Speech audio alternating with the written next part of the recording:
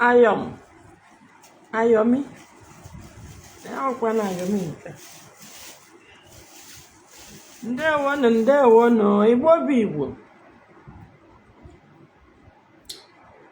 Lolo Nneka Chimezie na-ekwe anyị na-ewetakwara unu ọnọdụ Igbo.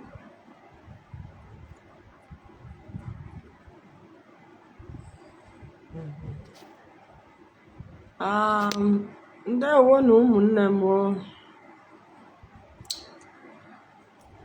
Anyị na-ewetakwara unu ọnọdụ Igbo. Biko achọrọ m ịta akara, unu ga-ejoin m ka anyị taa akara.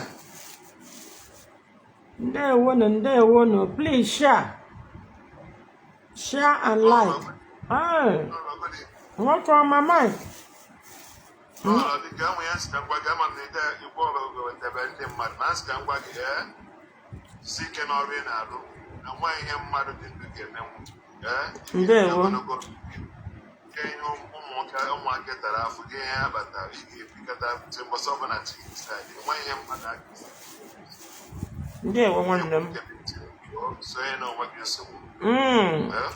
Yeah, Jack Phillipson. Yeah, welcome. You may not agree on everything, but we'll continue to pray for your success and your safety at all times. What a punk, no.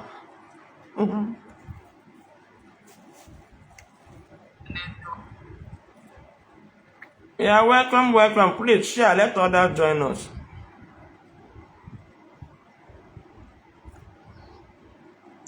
Ndewo nwanne ogboro njọ.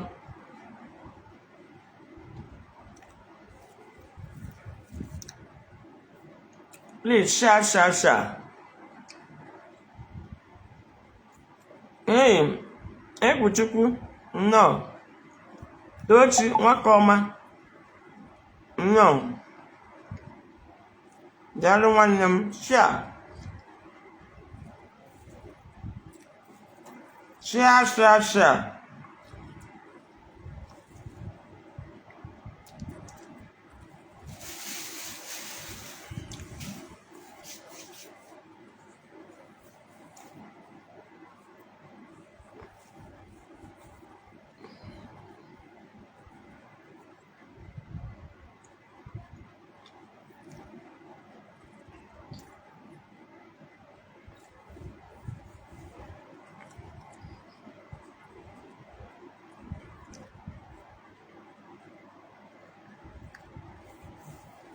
Daalụ nwanne m ogboro njọ. Thank you very much for the love, for the support. Asa n'ụka uche Declan ihe iwu asa n'ụka. Well, nnọọ ndị be anyị ekene m unu. Ihe m ji bịa n'abalị unu mago na advice m nyere Maazị Nnamdi Kanu ka ọ chịkwanata ndị otu ya ka ndị iro dị abatana.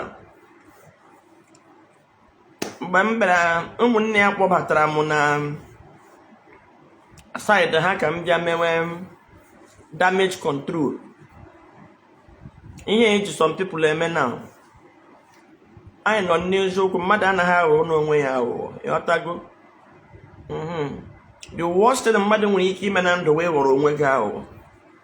Na ụmụaka anyị pụtara nnọọ jisie ike chịkọnata onwe ha sị na ha na-enwe nnwere onwe. Then mpụtazie asị nne nwaanyị chọọ ụmụ chịkwa ụmụ okorobịa mbịa wewere onwe m aghụghọ. And ịmago na the way eji eme ego, if na enwere na-ememecha ha ajọ m, how much were you paid? Ana m achị. Unu gaa na my platform, unu ahụ ihe m post maka eze agụ m gara ebe ndị amị gbara ụlọ ọkụ. Enwe wangel na-efu efu dị na ndị uru agụ, ndị eze agụ. Unu ga-ama Chisom Okafọ mbịa wepụtacha report ahụ. Mmadụ dịka m uwe onye ga-ezi m the money ebe m na-report against everybody, so long as nke mere adịghị mma. Onye na-akwụ m dị ụgwọ. For you to know how far ndị mmadụ dị brainwashed, no matter ihe ọtọ gị gwa ha n'eziokwu, they will be brainwashed. You know, so mgbe ha kpọketem side ha, and that I'm sure ihe mere na ha emepepe ha ọnụ too much even when they offered ka eche ndere m ego eji agba moto m sị ha na m achọghị. So enwede ebe ha ga-ejido waga ya ka because enwekwu n'ụdị asị mmadụ ga-atụ Chineke ewere ya iwe. Ndewo nwanne m daalụ nwere m no Chika no ndewo daalụ. I appreciate all the love and all the support. Ndị na-aga na social media, people with fake accounts that will go to my after my life now, when we free, they will not come because my fans are here waiting.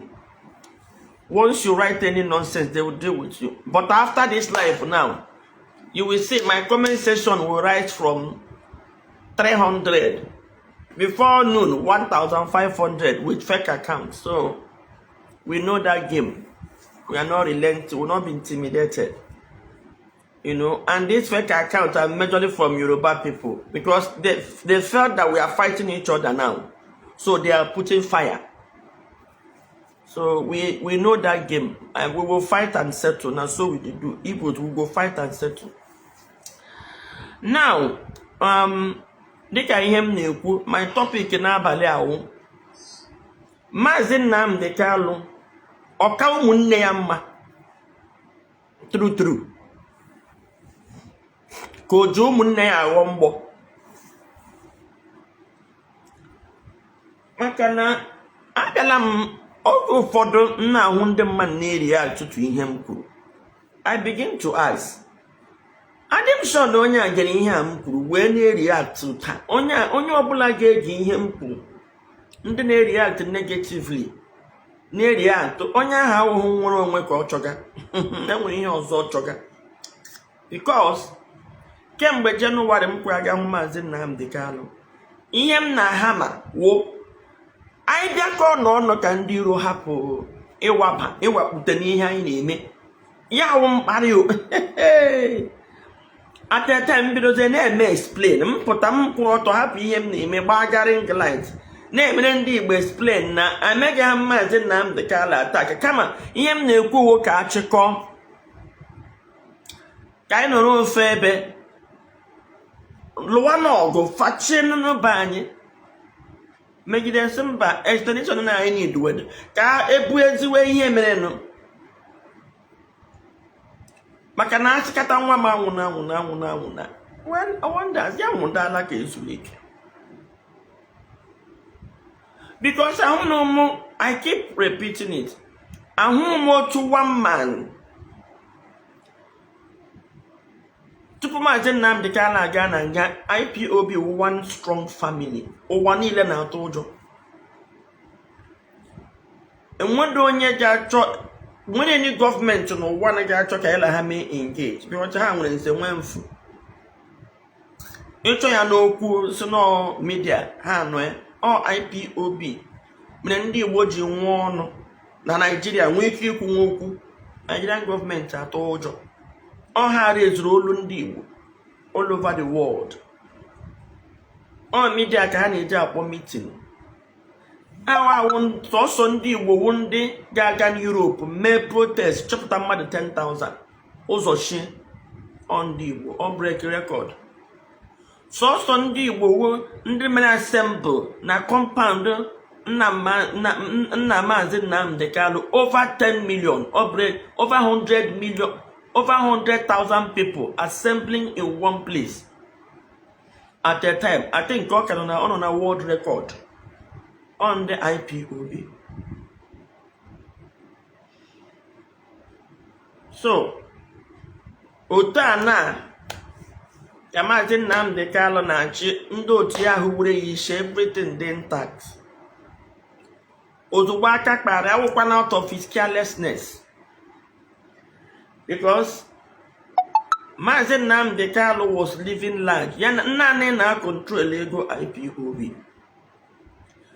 Ndị a so ya nọ dịkatara loyal to the point enwere na-aji ego ole ka enwere. I have never seen it before any organization maka any organization bịara hazie ihe gbasara ego ha ọ gawago mana nke ewe organization akpọkọtara mmadụ ga-eweta 1 billion donate ya gị jụọ ele ebe a ga-eti ego na asị ha ajụkwala that question ha sị ya yesa naanị na IPOB. For you to know the level of loyalty, then any day ọpụta n'ụra ego anya n'ihu ya adịghị aka efu ashaọla anya ya pụrụ ya nọ nga sak anya and onye ọsa ka onye ahụ pịakwasị akpa kofee ya azụ lawara ya na IPOB. Sọsọ IPOB wu otu ndị Igbo hiwere ya nọ close to 15 years enwebedo splinter on na IPOB. So ha dị intact. The moment Maazị Nnamdi Kanu kwuru nha ihe arrestashiwa. So my question na wụrụ ọ nọ na nga ihe na arrestashi ịjụọ question na asị gị mba na ọ nọ na nga akpọkwala ya aha na ụmụnne ekwu okwu ego asị gị mba na ọ nọ na nga na nne nna ya anya ekwu okwu autopilot asị gị mba nga akpọkwala ya ka ọ nọ na nga na ọkalụ nta kalụ na alọ ya ejimakọ akpọkwala ya aha. Okay, anyị kwete esokwa m aba mba maka na ihe dị na Maazị Nnamdi Kanu wụ enwere otu ha si build ya that with the media ị gaa na social media today before 3 pictures before 10 pictures na agala nke Maazị Nnamdi Kanu ga-adị 5 a na-decorate ya. Ndị niile a na-epost ya nwebere m ga ha post jụọ question ndị eze aga anụnwa ndị a megara agba ọkụ how far nobody has asked that question. ahụbeghị m echi ndị niile a ọ ga-awụ nga a na-eprezi ya nga otu o si atara ndị Igbo ahụhụ na otu o si anwụrụ anyị na otu esi eme. It's all about him, no other person. In fact, at the time egbuwara IPOB into 2 bụpụ ya isi wo DOS bụbụ ahụ ihe a na-echezi owo burial ndị DOS na mmiri diwe ha azọta onwe otu aka ha si akwagidere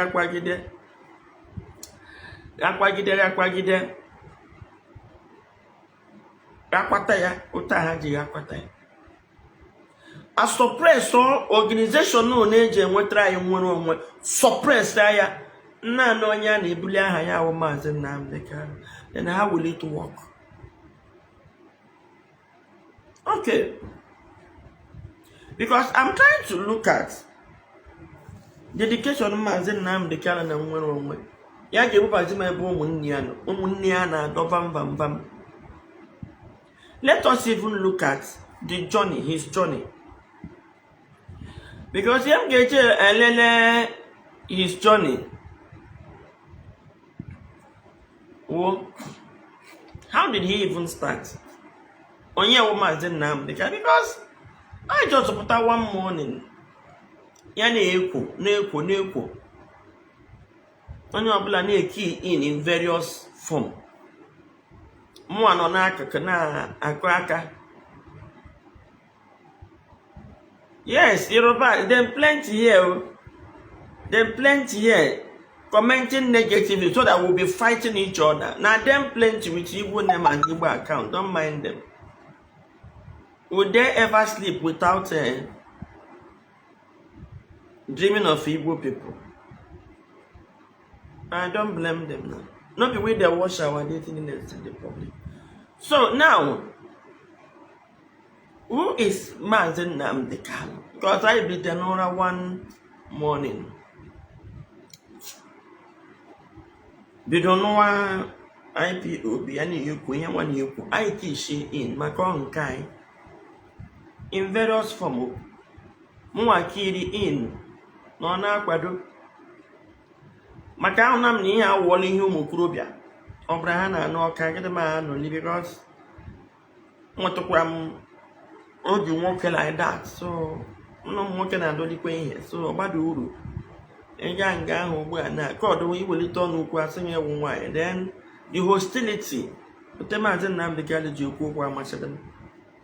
Mana ọrụ gị ọrụ na ndị mmadụ na-agbakọ so is okay. Ọwụdị iwu na m ga-aba n'ime dị a. Ekwu ka m repeat kwe ya ga-enwe ndị ji ekwu. Ịghọtago? So ọ na-aga. But ka anyị lebado n'anya onye bụ Maazị Nnamdi Kanu. This young man just pụta one day. Ọtụtụ ndị ama ha na ebe Maazị Nnamdi Kanu bido John ya na Mụsọ. Maka ọ na-ada anyị ka Chineke osi n'elu tọtụ mba. Chukwu esi n'elu tọtụ mmadụ ibe m mmadụ ibe anyị ọ bụla na-agba ya n'ahụ otu o ji agba anyị. Maka Kraịst na onwe ya mgbe ọ nọ n'ụwa sef. O kwuru si na nwa na onwe ya nọ n'ụwa because o were human flesh. O kwuru na ya dị asọ. Ọ sị only my father in heaven is holy. So enwedị human being na-adịghị emefie. Enwedị human being nọ na-arụ a na-agaghị agbazi olu at one point in time. Sọsọ onye Igbo a na-anaghị agbazi olu bụ Maazị Nnamdi Kanu. Sọsọ onye Igbo ị na-aga ajụ question Maazị Nnamdi Kanu. Even Tinubu otu o si mara jụọ a na-ajụdịkwa ya ajụjụ. Ndị mmadụ na-complain kwudo ihe ọ na-eme ha na-ala ekede. Mana ọwụ Maazị Nnamdi Kanu ga-ebịa jụwazie what kind of a leader na-achụ ndị mmadụ ejide eweli aka elu one day jụọ question ịda na-achụrụ gị achụ ọwụ na question ga-ebu ya ihere agha ewere media liars and propaganda soon. So Maazị Nnamdi Kanu bido from Mosop ọnwụ waziri kọkọ ọnwụ. Ilekwa ya anya ọ ma akpa mmadụ. So ọ bara waziri ike ime very very well. A na-aga. Ọkwụ na mama ID card ma passport a na ngozi ọraba eze ha bụrụ. Maazị bụrụ redio. Simon Ekpa bụrụ passport na ID card waziri ike chọrọ iji bụba mgbe a. Ọ Maazị dọsara waziri ike, Maazị dọsara IPO, Maazị dọsara Mosop. Ndị mmadụ amadụ. Maazị Nnamdi Kanu dọkara some members of Mosop were ga mepe IPOB. So Maazị Nnamdi Kanu wụ the gentleman or wụ the saint. Ka anyị ghọta ya ka o nwee ike inyere anyị aka. Maazị Nnamdi Kanu ka ha na-eme ihe Mosop. Waziri ike na-eme n'onwe ihe ọ na-eme nwa lokal ede na newspaper anyị gụta eche ọ nwere efe gaa na redio. So ndị ya hụ na ndị mmadụ dị nwere onwe a na-ekwu ogogo onye ọbụla agụọ at that point in time. Ya filizie na ọnwụ na-enweta redio chi ya n'obodo oyibo nwee ike na communicate na ndị Igbo ịbịakọ ọnụ. Ndị Igbo ịbịakọ ọnụ ga-adịrị easy, which is true. And had waziri ike done that, probably by now we nwere ike agala fan inweta this Biafra rain. Because waziri ike is more of a gentleman than Nnamdi Kanu and a lawyer who knows the law. Onye ma law na onye na-amado law awudo otu. Because onye ma law maka o si aha ije. That is why waziri ike never got into serious problem with anybody. Nwere mgbe mekata asa alụrụ ọgụ na mma nye niile today ọ nọkwa ugbu a onye ma nke abịawala. Today ọ nọ waziri ike wasn't really violent and never broadcasted violently. So go no water this gentleman ono che na oshi n'eluigwe loto, oshi n'eluigwe loto, because sometimes enwere otu ị ga-eshi worship mmadụ ịghọtala ya agaghị ụzọ. Onye ọbụla anaghị enye ndụmọdụ, anaghị agbazi olu, gị sị na onye a na-achị ndị mmadụ, ọwụ ndị mmadụ ka ọ na-achị, ewu ka ọ na-achị. That is onye anaghị agwa okwu. Ọwụdụ enwe ndị enwere ike ịchị like that, ọwụdụ ndị Igbo ka ọ na-achị. Mana ọma ihe mere ndị Igbo ji dị ka dị enweghị isi ka ewu, ha dị so desperate ka enweta Biafra. And again, mgbe ọ ga na redio na-ekwu okwu, ọtụtụ ndị Igbo amadụ onye ọnwa, ha amadụ personality ya, ha believe ọnụ okwu ya. Naturally, ndị Igbo anyị na-adị very honest. Ha believe ọnụ mmiri okwu ahụ ọ na-ekwu, were gbakọ around him, show time ha si believe ya, wee ya na ọ sent, trust ya full time.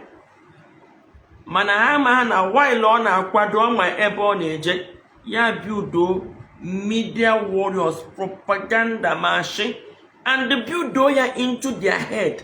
No, actually edere na propaganda na intimidation ka a ga-eji enweta nwere onwe.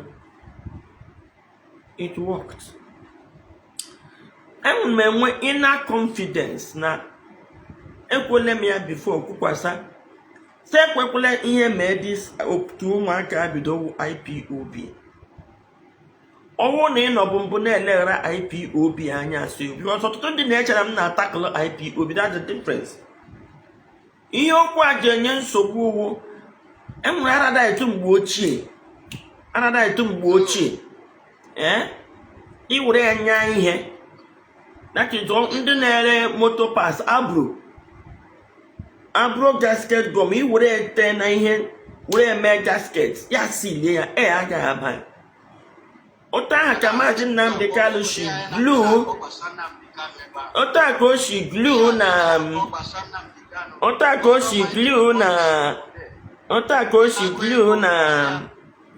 na ha IPOB. So no matter what you do, enwe ihe Maazị Nnamdi Kanu na-eme ichi wepụga IPOB from it, ya dị difficult. Ebuildro IPOB in dignity because ọwụ naanị ya buildro, and mgbe a na-ebuild ihe ahụ ọkwa ka ndị otu ya mata his personality. So ihe ọ na-eme, o wepụrụ ihe ọ na-eme from IPOB. So they built it on dignity, but while a na-ebuild on dignity, ọ na-ebikwe another kind of lifestyle. Ya were glue to IPOB that anytime anyone will need IPOB without Maazị Nnamdi Kanu, it's all as if IPOB cannot move an inch. That was what happened. But let's continue to look into his life. Mwazirike chọrọ imepe radio. This radio Biafra was Mwazirike's brainchild.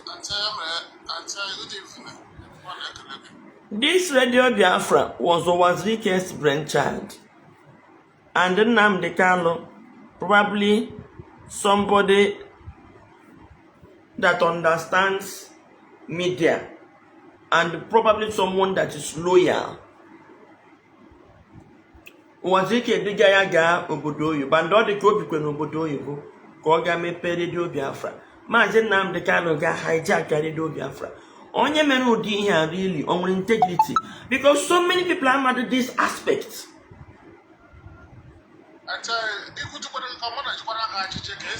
So many people are mad at this aspect. Now, no was weekend when this radio Biafra Maazị Grabido. So ikwe ozuru Mwazirike oshi, even though oge shiki ikwe, but that's the truth. Because onye hijack ihe mmadụ gaje use way as nkie, ndị mmadụ ga-enwe ya nchiche no nkie. Mgbe Tinubu bịaziri gawazi agawa, Mwazirike dị disappointed. They show me a traditional wedding, Mwazirike ga kidnap boy there. To say hello to me traditional wedding. People are mad on this aspect. So ihe m na-achọ ịkọwa wụ na Maazị awụdokwanụ Jesus as much saint otu aha nchi ele ya anya, because anyị anaghị enyere ya aka. Because ọrụ na anyị na-eso ọwụ na anyị na-eso maazị ote kwesịrị anyị ga-esi eso ya a ga na-agbaji olu ihe a gidara adota you know so now let's look at his personality. Mgbe ọ bịa na-ekwu okwu na redio Biafra, ndị mmadụ n'obodo oyibo esonwe na-efolu elu. Somebody kpọrọ ya.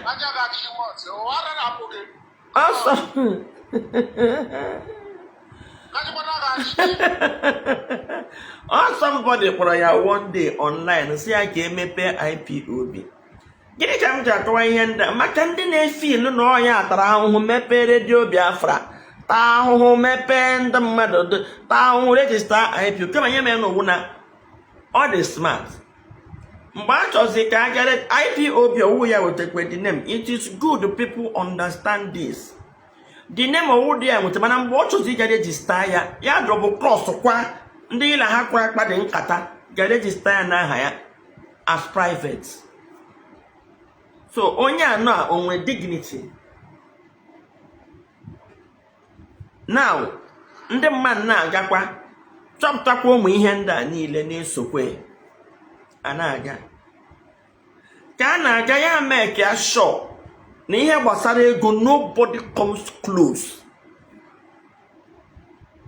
Meanwhile, before ihe a na-eto, obi udo let that media group that ọhụ gị na ọ dị ka ị na-ele anya too much ya kpalite otu oshi nọ na nga ugbu a na kpalite everywhere. Ndị mmadụ a na-asị ọ nọ na nga ndị ekwu okwu ọwụ ụta ahụ ọ nọrọ somewhere ya anya signal ayọgido. So that alone was putting fear even in members. To each the question, a man is all this question, and onye ọbụla dị desperate for Biafra to come. So as soon as one now, so long as I make progress, and then so it. And when thinking here, God, like some set of those DOS on a actually, who's their number?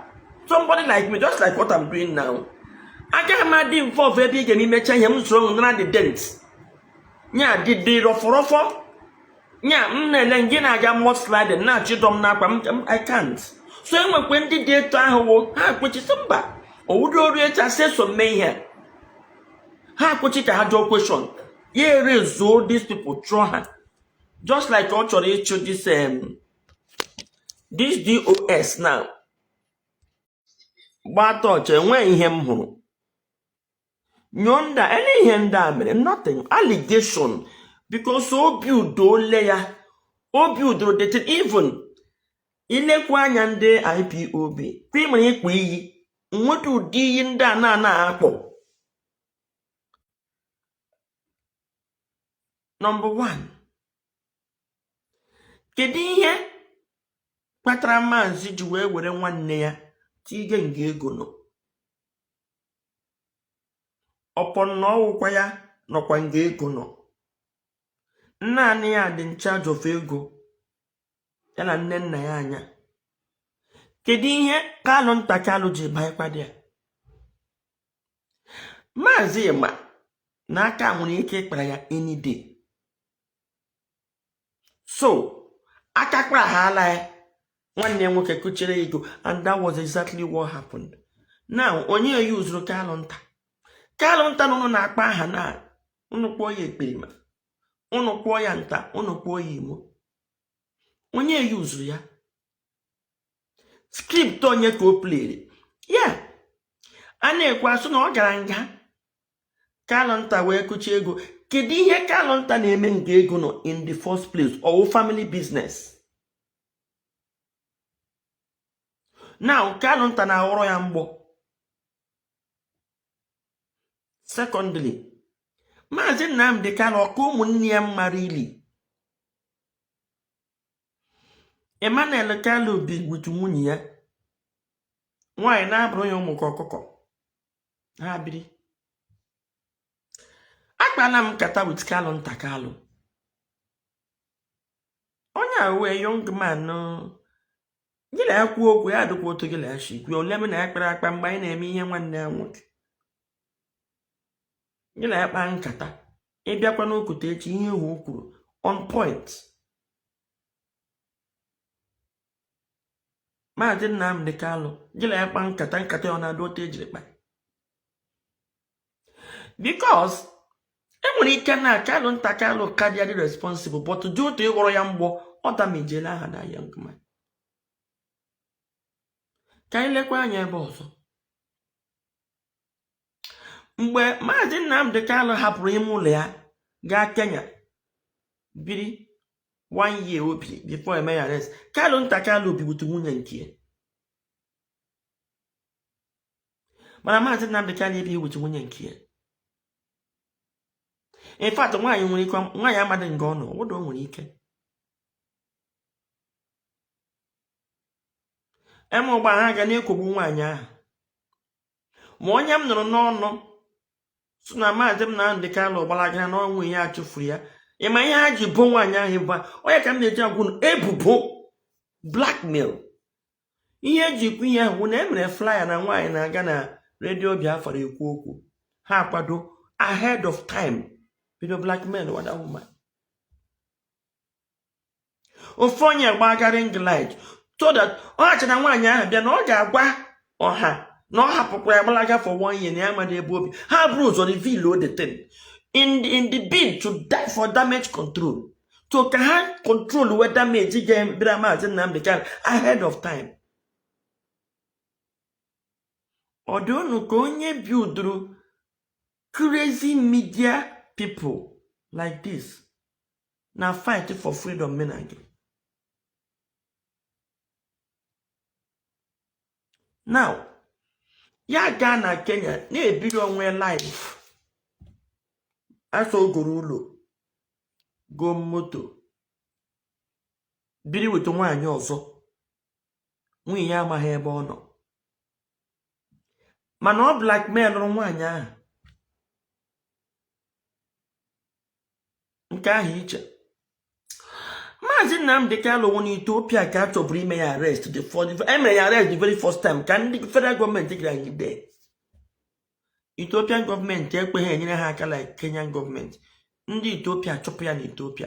Anyị gụrụ datin ya werekwe midia ya kpuchie the thing. Anyị kwa aka nnukwu nga ọ gara Ethiopia inegotiatara ya inweta Biafra. Anyị nọ ya na-aba. Federal gọọmenti chịrị ewu Maazị dị smart gịnị dị. Anyị na-akwa aka eso mkwa. Anyị amarụta ndụ ka ọ ga-adị a na-ekpori weta ego ụmụ mmadụ na-atụta ekwesị iji na-arụ ọrụ. A na-akwara ya aka. Ya shi agwa ya si ya nọ na African country pụọ na a na-achọ ime arrest after that Ethiopian saga. Okwere ekwu no, o nwere media that can cover him, back him, destroy anybody with lies and propaganda. How can you get Biafra with that kind of life? Now, country's president, this country's president, or when they get the Biafra, or this country's president get a mother daughter, you'll have into partnership in any way. Ethiopian government who no onye na-ekwu ya na-enwe nwụrụ onwe bịa na be ya biri with nwaanyị na-ebi ụdịka ndụ ọ na-ebi ndị otu ya amaghị ebe obi amaghị ihe ọ na-eme. Ọnụ na amaghị na a figure like this na-ekwu nwere onwe obodo dị iche iche ga-alike partner with them so that the nwere onwe bịa ọkwa ya nwere oil nwee nta nwee imo countries no ugbu a now na-ede ma a ga-ahazi ihe ọfụma ka ha partner with ndị a so that they ha bịa mewe business. When they look at his kind of lifestyle, they will not come. And then ihe mee ya ha mara na onye a awudo because ụdị expensive lifestyle ọ na-ebi n'Ethiopia enwere ọrụ ọ na-arụ dị a. Ndị a mana the funding ha nwere wụ through the goodwill of the people that believed in the struggle. So they already knew no one need deceive and don't so they went to Biafra. So they refused. So Ethiopian government did what? See Abiko, ya pụọ ya achọdụ trouble ya lọta ya blackmail ọ ma ndị Ethiopia ma Nigeria anyị na-aka aka na ọ gara dị for negotiation ya amịla Kenya onye asụkwa abịakwala ya laghachi back to Europe ọ nọ na Europe ebe enwere serious media coverage ebe ndị Igbo bi hinne ụdị ndụ ọ na-ebi obie ya ebe ahụ a ga-edukọ ya na Europe more ya arịla Kenya hapụga nwaanyị nke nọ na Ethiopia hapụga nwaanyị nke nọ na Europe rịla Kenya zọọ ụlọ wite ego onye zọọ moto wite ego after she call the most expensive car kpọrọ nwaanyị deme hapụ nke nọ na Europe hapụ nke nọ na Ethiopia hapụ nke nọ n'Enugu nwa 18 years ọ tụwakwa ime n'Enugu zụrụ ụlọ deme wite ego onye ụnụ ọ nwere ihe o ji were nwanne etige naanị ya nọ n'ego then anybody rise up especially ndị na-eweta nnukwu ego na-ele anya na a ga na-eme ihe dị iche iche na-anaghị eme ikwu opim ewere media so ihe ndị mmadụ na-eme ewe onye gara abịa nyoo hụ ihe che na ụta na ha na-afụ na ha na-adọ mvam then ya ka m ji na-aba mbasị ndị Igbo ihe eji edifit anyị wee kpọ ọnụma ihe Maazị Nnamdi Kanu ji nwee the kind of grip o nwere na IPOB kpuchi n'owu onye lee ya akpọ ọnụma la ndị m akpọ ọnụma I've said it before mmadụ kụziri m ya ị ga-akpọ ọnụma kwechiri enwe ihe ahụ ị chọrọ gị were ike ụlọ down chọta ya mejie ya eziokwu ka m ji aga truth is like two-edged sword. Truth can be covered. It's like darkness and light. Darkness will surely give way and light will come. Right now, it's like I'm in the darkness trying to explain something that ought to be in the light. Like they say, tears may endure for the night, but joy comes in the morning. My joy, can I dismantle these lies and let our children build that IPOB? Can I? I don't know. But that history we have it. Even no matter what. Onye agwa na ihe a na-adọ mvam ọgba na m ga-enwe the courage ikwu okwu my notes. Mana ama m ihe m na-ekwu. Efesiri m ụdị hotline mgbe m laga n'ụlọ. When darkness besieged us in the southeast. Lies over south over IPOB onekwu. I took the risk. I went. The moment mgbe ka m ma na federal government nwe ndị a na-akwụ ụgwọ on this social media. Ihe ọbụla ha na-achọ ka ọhụ the light of the day. The moment m lara report wa kwaghala ndị amị aha kwasa dịka ha achọ m amadị m ebe ha shi wepụtacha. That day ka m ma na social media dị. In fact, enwe mgbe a ga-ewezi my post na-ede ihe a na-ede. I want them control over it. That time. I'm kwechiri. Because I know na ihe aja aga falsehood is a matter of time. This is my dark hour. Nge mepe mkpugide ihe all I need one dem mmadụ ịghọta no ihe a na-eme onye chọrọ giga dozie ebe ya ga-arụtụ onye na-achọ ya but at least that I'm able to tell that truth that is needed for action to be taken. That's my joy and that's my strength too. And my strength won't hear na maybe that ain't gonna stop here from me maybe. You know who can do say ngwa okwa anyị niile nwanne anyị na-azọ no Biafra. Ono huna na anyị na-azọzikwa Biafra. Anyị na-alụ civil war inside social media for now. Mana anyị ga-akpacha anya ga-alụ stise a na-akwadozi ịlụ this social media war pụtazie n'ihe. And then mbịa ga na-ele onye we onye isi si ya biko lay your attention. Ihe m kọlụ ga-awụ attention. Ha labelo ya mkparị. And they know how to human beings. Once ha nọ mkparị, enwe onye ga-asụ oke ele ihe o kwuru uwe mkparị, nobody will go and listen. Na-ekwule na akparị ha ga-ebelieve na mmadụ ga-anọkọta n'ọpụta sị mmadụ kparị mmadụ ma ọ kparị ha mmadụ ebelieve ya. He banks on that. Now taking advantage of the trust ụmụnne ya nwere na-eyuzizi ya brainwashing them because onye na-amadụ ihe mmadụ ọ hụrụ gị ikwu eziokwu ya na-eme na attack. That person is simply brainwashed. Let's continue. Nwaazị ụmụnne Maazị Nnamdi Kanu na-adụ vam so hapụ Maazị Nnamdi Kanu ka ha mma trutru ka o ji ha eze mgbọ. Then ya nọ na Kenya ndị federal government target why kpara ya aka knowing fully well na ndị abịa mee uncover ihe ọ na-ebe ahụ eme kemgbe nwanyị onwedo ọrụ. Then onye na-ebi such an expensive lifestyle na-enwedo ọrụ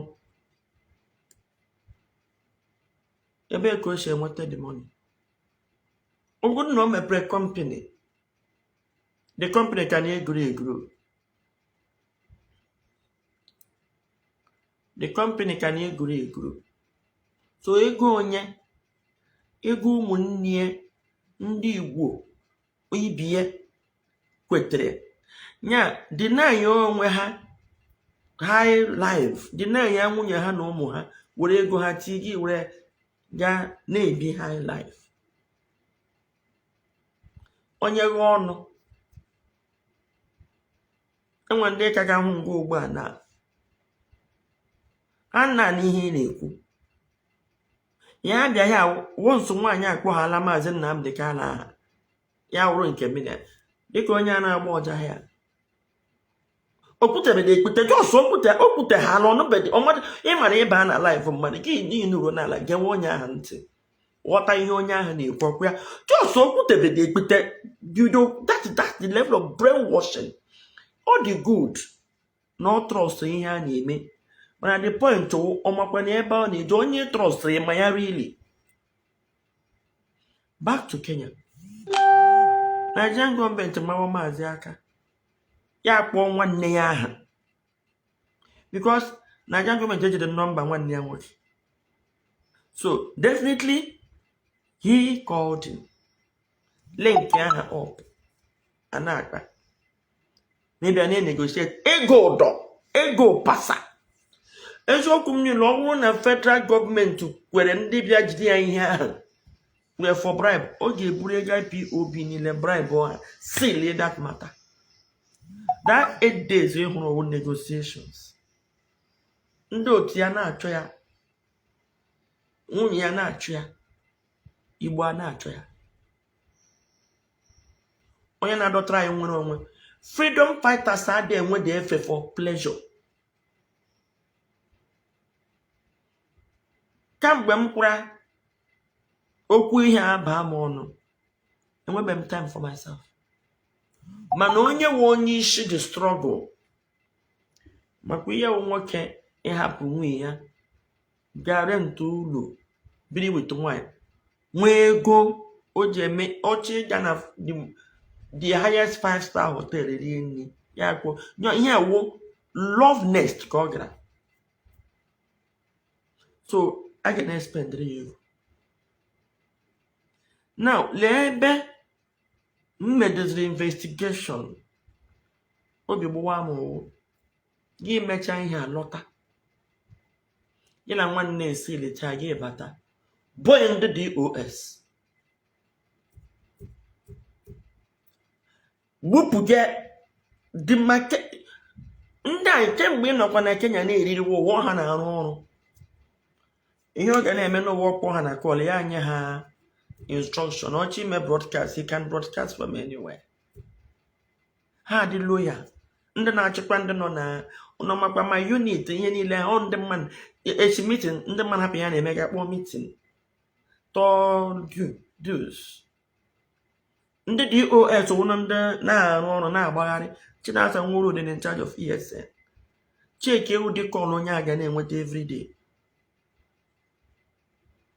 so ha dịkwa loyal thank you ọ ga-asị ha wụ ibu ha wupụge DOS from IPOB ya na-akwụ DOS make sure na because they leadership of IPOB are compromised and the man got on that getting back compromise okay protect compromise and not issue because they get an only nation compromise how when why you wupụge DOS there were so asem gina the day m gara Sokoto kemgbe m gara n'ụlọ 2022 imepe ihe nwe wanga mmadụ abụchi wa hada man ihe m hate that guy n'ụwa inwe mgbe ya kwega ya na ntị na-ekwu DOS leadership dị naji eyu nke a na-ebekwe mgba osha ebe onye nwukwa onye nka onye ihe nwukwa DOS n'uwe gawa dena ya na-akwụ na ọha bitere ha ji bitere ya ọnya ha akpọ bịa na ego kwere ya ọnya ya ama na ọnya ya bata nwere nsogbu eto whole Maazị Nnamdi Kanu shagha shi Europe ego ole ka ndị ya ga-atụta ha na-aga akwe na akaụntụ federal government lụgwa anyị n'ọnwa anyị ka ya dị abịa mụnwa kwete nke federal government mana atụ ọ gbasara ha that is that blindness ọ gbasara ha ọwụ ha ndachi kwa ha demecha nwaanyị na Dubai deme nwaanyị I am not against nwaanyị ọ demenebo maka ha niile ihe ọbụla wụ nwoke ịlụ dị wụrụ nwaanyị dị na ndachi nwaanyị ikele Chukwu in fact nwoke na ndachi nwaanyị na ndị anyị mmanya na-adị difficult to marry maka enwere ihe na-ewepụ attention ya ebe ị nọ ha na-aghakarị eze nwoke na-anaghị nwaanyị na-anaghị aṅụ mmanya in some cases ha na-adịkarị sad maka enwe ihe nwaanyị bịa gha ya ezo ndị akụ ndụ o ya wee ụdị ndị a na-akọ ọnụ ka nwaanyị o nwere efe nye ịkọ ya akọkwụrụ mana ọ bụrụ nke na-aṅụ mmanya mgbe ị na-ero ya aga were bịa ya ọnwa ego a na-aṅụ bịa ahụ ekipụ ebisi ya wụrụ nke na-achị nwaanyị ya ayọ ọṅụ mgbaghara gị cheta ọka nna ya ọṅụ echi ya pụọ gaa na nke enyi nwaanyị pụta odi iwe that is the way I understood it so nnu na nwoke nọ with nwaanyị means nothing nwaanyị ọbụla ana m agwa ụmụ nwaanyị si ya look nwaanyị ọbụla na-aga enyocha ma di ọ na-achị nwaanyị ma ọ na-achị nwaanyị ị gaghị adịkwa happy nwaanyị onye nke nọ n'iro na-abụrụ nke na-abụrụ nke take care of yourself and make yourself happy so I am not an advocate I'm even an advocate of polygamy so no with nwaanyị awụ dị igwe m ihe iji na blackmail ndị gị na ha na-arụ ọrụ bụ ha so ha in fact amasị gị n'oke mgbe m kwezi kwuchiwe ya ike ka eji hapụnata Chinasa Nwuru bido Nnamdi Kanu mgbe m bịaziri ya ihe a na ka eji hapụnata Chike dozie m na Chinasa enwedechi gara live ị na-aga anwụ nga ha bitere ya nna jele otu esi bitere ụfọdụ nsọ ya gbara tiketi how did these people come up with this if you did not encourage them oh yeah we were so ebe ọ bụ na ị nwere the gods ibo nwoke ibe nyela nwe ike ebi ya na onye onwe gị bụ ya ebubo ọ ga-aka mma ka ekpughepụ ihe ahụ mere na ka ndị mmadụ mara nke wee eziokwu ọ ya wara Lolo Nneka Chimezie na-eme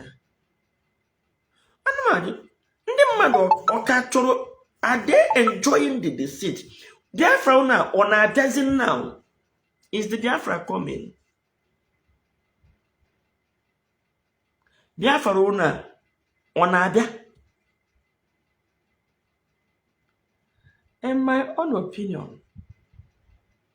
unu just nọrọ somewhere na-agba round and round and round in a circle not just ịgba round and round and round in a circle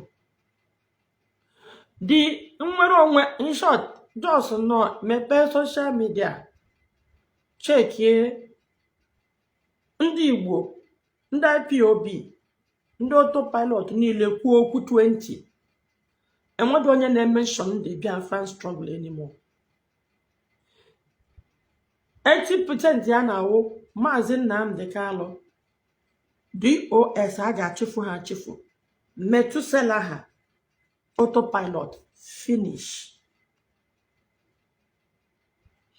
Na ọgụ na ọnụ ha na-akọ, nobody mentions Elote Maazị Shapụta na nna appeal Maazị anọ. In fact, to them, just like all the Hamba Maazị ga-apụta nwanne echi. To them. So, enyidighi ịdịrị bọdawa ka anyị na-akwado ihe Maazị ga-emere anyị ma ọ pụta.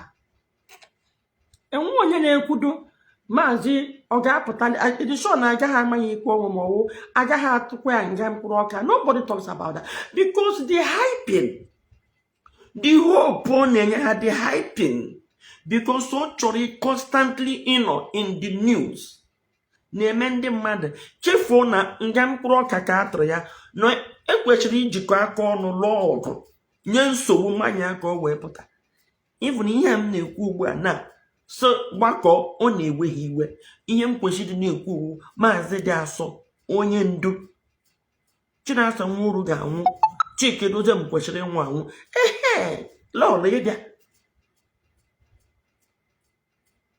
ọtọ. Now back to ọkụ ụmụnne mma.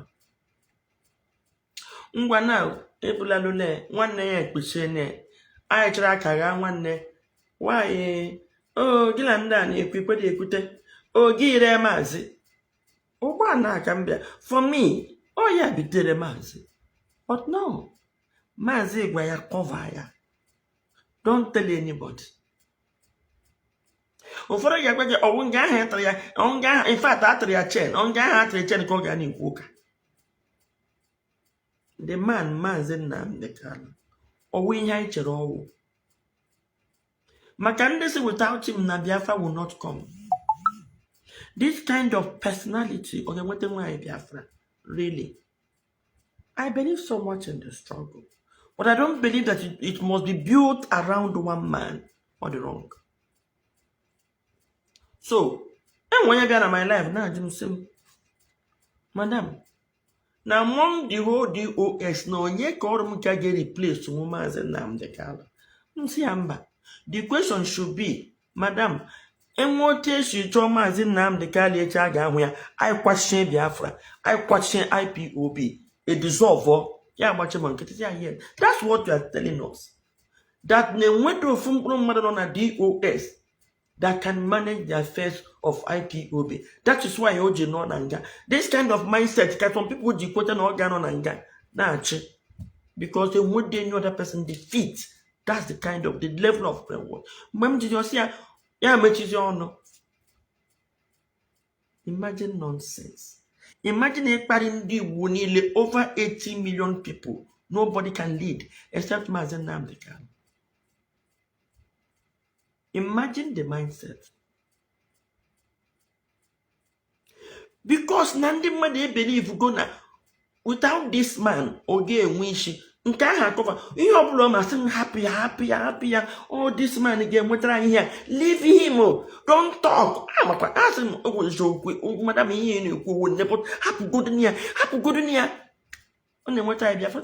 No. Again what the Biafra. With a man, no you can't. So, Maazị Nnamdi Kanu ọkụ ụmụnne ya mma. Ọka ha mma because ọwụ na ọka ha mma o kwesịrị ịma the implication ihe o ji ha eme. Today, Kanu nta Kanu na-aga n'ụzọ n'ala Igbo ọ ga na-ele anya n'azụ. Today, Emeka Kanu nwere ike ịwa abalị ka ọ ga-eji na-aga. Because ha aghọga mgbọ mana Nnamdi Kanu pụta n'ụzọ ugbu a n'ala Igbo ọwụ king. The man Maazị Nnamdi Kanu ọkụ ụmụnne ya mma. Ihe ọ gwara ya ọwụ ihe ọ wụrụ ili. Ihe anyị na-emekwe n'owu nwere onwe is not about any human being. It is about the struggle and the organization. Eji eme the struggle. IPOB ka a ga-asụwa above anybody. Onwe na-asụra IPOB above anybody. Maazị Mana, nobody is irreplaceable. Oge eme ihe omege. But he believes that I can even replace IPOB. And he is trying to replace it.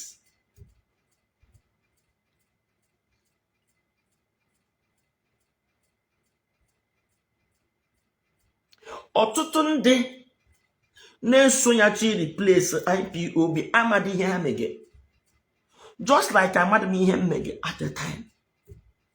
The thing na-atọ m ọchị m ji and me enwere niile a na-esi, I'm not angry with anybody. I was once there.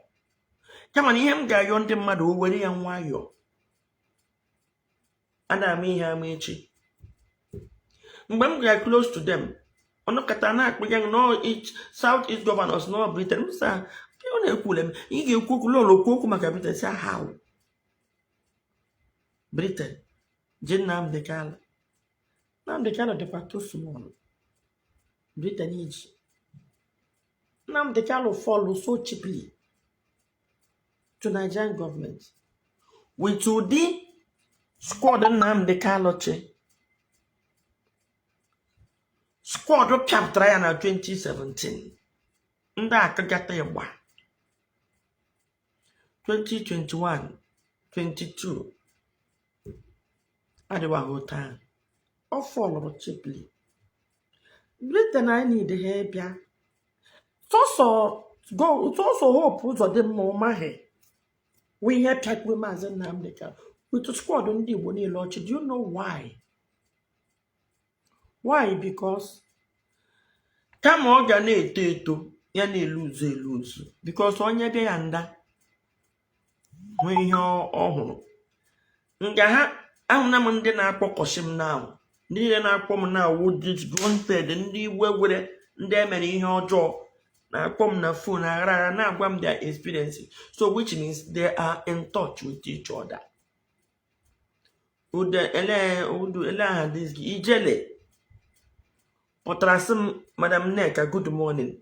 Aga masị ya good morning, m na-aga nọ on the same page. Ihe a nọ na struggle. Ọwụ na enwe ihe gị na Maazị Nnamdi Kanu Alleges gị na ya ejide, ị gaghị egbu IPOB. It's like mmadụ esi na echiri igbu Nigeria ọ chọrọ igbu ala Igbo. Gị na Maazị Nnamdi ọwụ na enwe ihe o meghe, you stand like a man. Ota m na ugbu a na-asị gị mba o mechaghị ha nke a. M na ya na-ana ndị otu ya na-ana m. Aga m akpọ IPOB. IPOB is there to stay. Onye ọta ọ na-anọ ya abụgo onye ọzọ a na-arụ ọnụ ya. Ọwụ ya nwa ọwụ ego ya ka eji bido ya. Igbo niile enwe ya. Ọbara abara n'ihe a. Ọkwa ịma azụ ala Igbo ha leri ala wufuore ya ọbara. Onye rere ya n'otu ishe ebe a. Ọbara ụmụ anyị wufuole na IPOB. Ụmụ anyị nọ na nga day in day out na-ata ahụhụ na nga maka ụfọdụ ụmụ anyị nọ na nga enwe onye ma ebe ha nọ maka IPOB. So no man will destroy it. Onye ọ na-adịghị mma, you take a walk. Uche mefọ took a walk. Omyomyo took a walk. Enwere nke kpọm m na phone na ọkwa nga ka okwu si na ya coordinate gị na America. He took a walk. Eluigwe agbawa dị. Ọ nga ha akpa bido dị something na ọ naanị ya bido were. Ọkwa uche mefọ over it ya. If ile na Obama donye nye ga-emepeli otu ọzọ, go ahead. Mana ịhụrụ otu a ndị Igbo ọnwụ na ị na-ebe ị na-anụ olu m wuru onye Igbo. Campaign unu ga na-ebu na awụ na IPOB must stand. Ọbara wufuole n'isi IPOB, so it must stand. Any struggle emegidere ọbara wufuo na ya, that struggle nwụọ. A man and another that struggle will never get their freedom again. Struggle has always been a consistent thing. So, ọbara wufu awụdo obere ọbara. Enwere ụmụaka shieldre Maazị Nnamdi Kanu na ben ya ka o wee mee escape ha nwụọ. Isi ndị amị ga n'ụlọ ha. Ọkwado ụmụajị nwụrụ ndị amị gbagachie agbagbuo ha, Maazị Nnamdi Kanu nwee ike ime escape. Ọkwana compound nna ya ka ọbara ahụ fere. Ndị amị gbagbuo buru ozu ka ị ga-abịa igbu. Mba. Maazị nọ na nga a na-ete care of him. Ya cool down ka achịkọ otu a ka eputo pressure ka ọ pụta. Ka m na-ekwu ngo na ha kwa ememe attack, enwe onye nke na-eme analyze. Nga m nọ na-akọwa the danger dị na Maazị ịga nga ejikwa ka amara ihe a ga-eme, ejikwa ya ekwu na m ekwuola arụ The person clearly did not even understand anything. So, nyanwe pụta. Ota the day Lanya Magbagi in the government Mazi Nnamdi Kanu more than we know. Onye ọbụla mana his pedigree, mana what is capable of doing. Emre manana kwuo ihe George kwuru. Maka ndị na-ebe a na-agbakarịkarị mgbe Maazị pụta. Ihe m gwara onye ọsọ Maazị pụta, he will deal with me. Madam, Maazị pụta, he will deal with you. Sa nwekene ndidi ka Maazị pụta.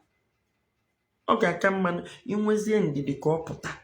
Ka o nwee ike deal with me. So, ebe ị chọrọ ka o deal with me, why not energy iji bịa nga na type na ahara asam? Why not were ya type way against federal government? Ka ọ pụtazi ọsịsọ bịa deal with me. So, the formation of IPOB. Ndị mmadụ kpọọ ihe Maazị na-eme ewu ebe ọbụla a ga-eme invite maka imepe IPOB. Ha ga-agbara flight. The man gwara m na nke Spain nọ mgbe ha gwara ya si ya bịa Spain. Ya gwara ya nwere ya si don't worry. Ha agbara ya flight. Nabata edeme na hotel. Ya bịa mepe ya. Nga ka nọ declare ya onye isi.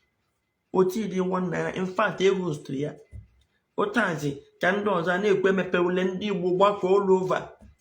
Nnamdi Kanu napụrụ anyị ihe because ndị niile bido this IPOB half pụọla because of omume. Ndị niile bidoro IPOB adọmpụọla IPOB because of omume. Ọ chọdị ịma because in the first place ọ bụghị nwere onwe. Ọ chọga assurance, financial assurance. Ya lọta ma ndị ọnọmọkwara ndị Kalaba. Mandi South East, ebe kind of South North. Remnants we here now. Remnants we here right now. Oga Eshoga Abia Kalaba, ha kwara you way in the Kalaba, ha ga 1 naira ya no ye go to IPOB. If you know who celebrate onwe ya, which is good. If you the chance Iwa na asị nga mepe nke onye jizi m nwere ọnwa atọ mgbere ejizi nwere onwe atọ mgbere because ihe na onye ọbụla bido na-asị ka eme ya ọfụma sị ị gaghị abịa ya atara Maazị ọda ga mepe nke enụkwa. So ihe m na-ekwu ihe awụ na the worst leader I went in Nigeria ya gwa yoka. Mgbe mma na nsogbu ga-adị ewu. Enwere mgbe m bịara Maazị Nnamdi Kanu aka enwe ihe m na-ekwu. Ayi. Onye ahụ gwa m ya clearly. Kpọwa ụmụnne ya akpụkwala Maazị ahụ. How? But ya akpọkwala ya aha.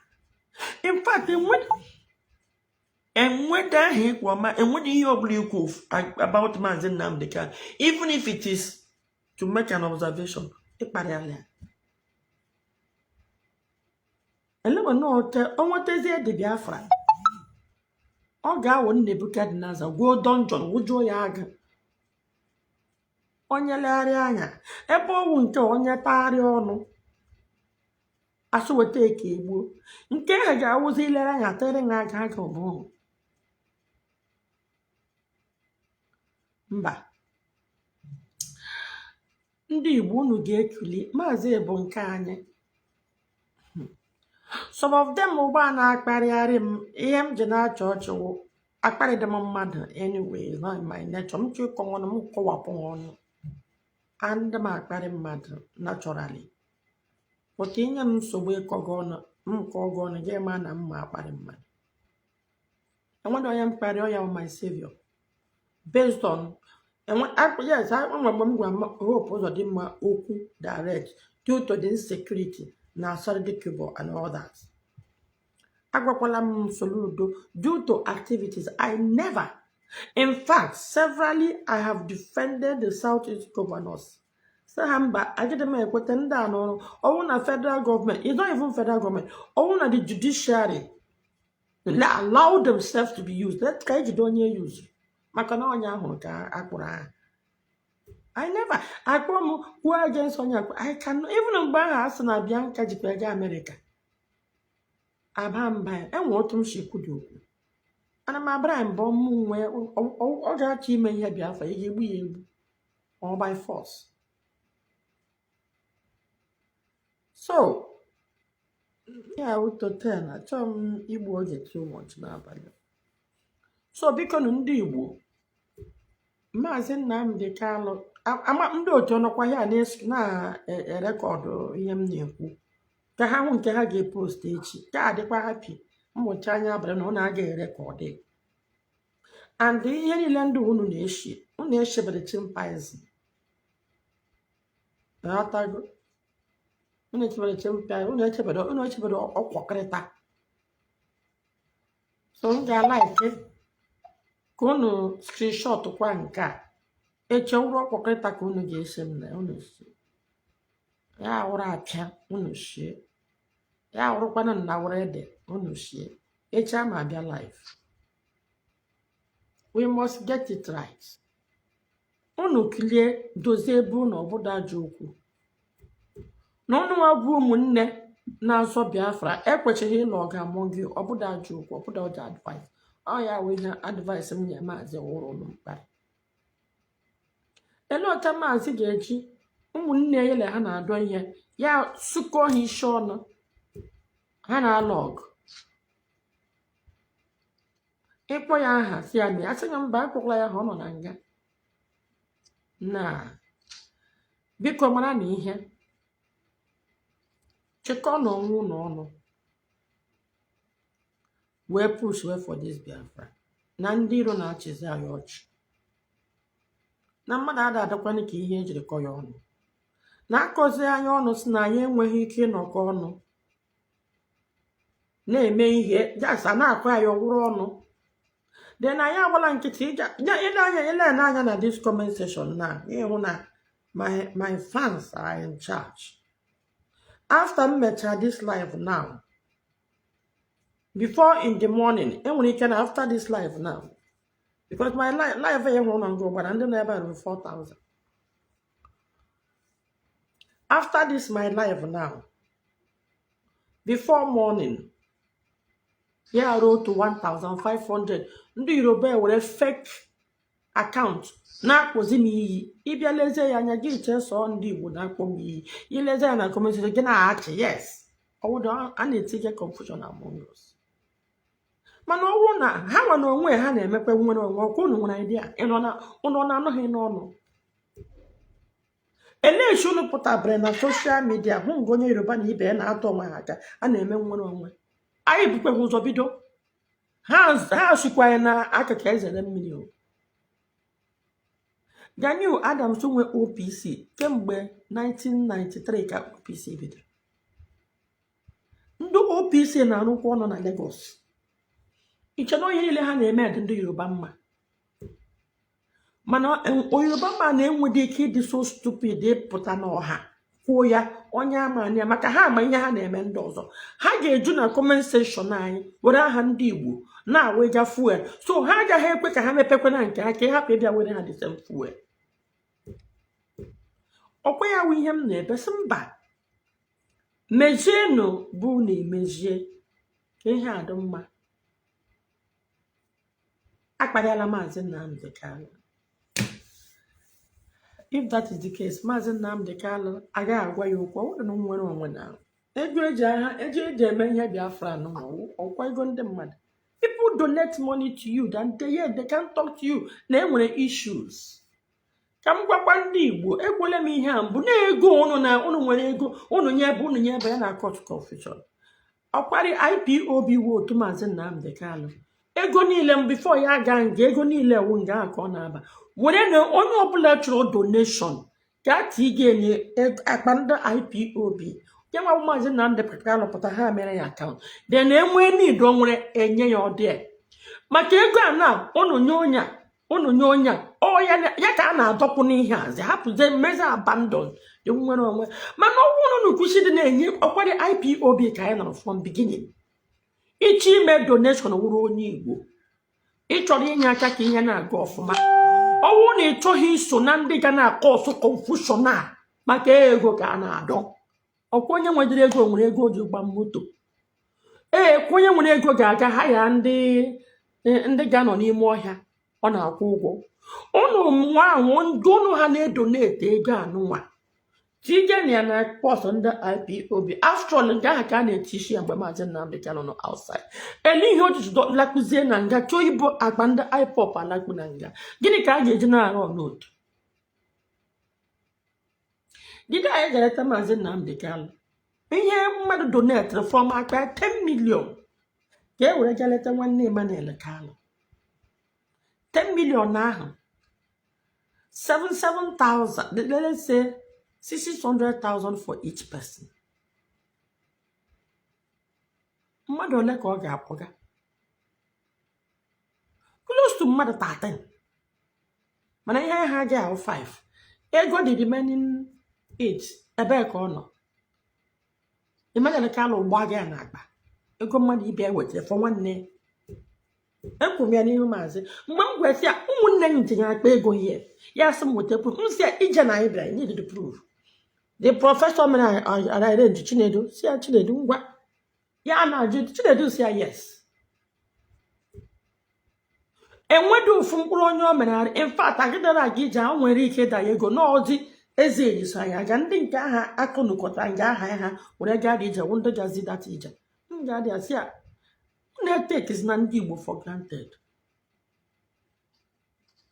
the way iji structure IPOB ị na-eme ya dịka family business ọ kwesịghị ele otu a na-eme like that ụmụnne onye chi bịa leta because that man chọrọ iweta ego ahụ through Prọfesọ Chinedu kpọọ ha sị ha na-enwe onye na-achọrọ ime arenji ndị eze na-enwe onye wetara 10 million alụọ ya ejimaka na memesi ya na ọ na-achọkwa ime anything ya bụgoro ụzọ sendara ha the money ewe sendara ha the money eso gbara m ticket even self ticket m owozi agwọ m Kanu nta Kanu bawa mba agara ije ahụ Sunday n'abalị Saturday ka agbara m that ticket n'abalị ọ gara mmadụ anọ gara aga ije ahụ ya kpọọ conference call tige dof Prọfesọ Chinedu tige ya onwe na-ajụzi ịma gịnị mere na ndị awa tiketi sa ha ga-aga ya si ya ka ikwere maka law dị available mmadụ nwe m sịda ha ka m gbaa my own ticket msana ha ga gbara m tiketi m n'abalị ahụ balansị ọ n'ebe unu nwawu ndị Igbo na-eme unu mee ka unu rejista ọnọchara Biafra ga-abịa taa na echi bịa enwedeni obodo jekọ ibido ụgbọ na-negotiate with anybody na ya nọ n'ọdịrọ possible enweghị onye ga-abịa tiga ego nga a ga-eme nwetazie dị Biafra ga-agbawa egbe maka Biafra na detudet ga egbe ka a na-aga ịgbada ya ele ya ga-achị na ọ nkele ga-achị ka ọ Ngozi Orabenze ga-achị ka ọ Metụta na ndị otu ya ga-achị ka 100 men ga-achị ka IPOB ga-achị ka Maazị adị 6 so no country so ebido obodo aka na-ebuild the structure Maazị Nnamdi Kanu build that structure baa na nga mebie that structure in fact from ihe m na-ahụ ugbu a na ndị DOS na ndị IPOB ji nwayọọ na-ebido onwe ha ihe m na-ahụ so onye ọbụla si achọrọ Biafra wepụnụ sentiment Maazị Nnamdi Kanu is like me and you a ga-ekwesị agaghị a ga-emezi ihe emezi I'm not saying remove him o nwekwa vibes nke ya I'm not saying under a very organized ihe a ebe a ga-akọtel Maazị will function very intelligent young man mana o nwere weakness so ọ bụrụ na ahazie ihe hazie ego Maazị na-enwe nke ọ na-ete na salary ya were emebe ọgwụla so mgbe ụnụ ha alụ ọga adọ Maazị enweghị onye chọrọ igbu ya nụ mana ihe na-eme na Biafra ahụ ụmụnne unu ji nwụọ nke ọnụ onwe gị ka jikwe na-alụ ọga anụnwa ejekọghị ịbịa n'ọnọdụ anọ ọbịa onye ga-achị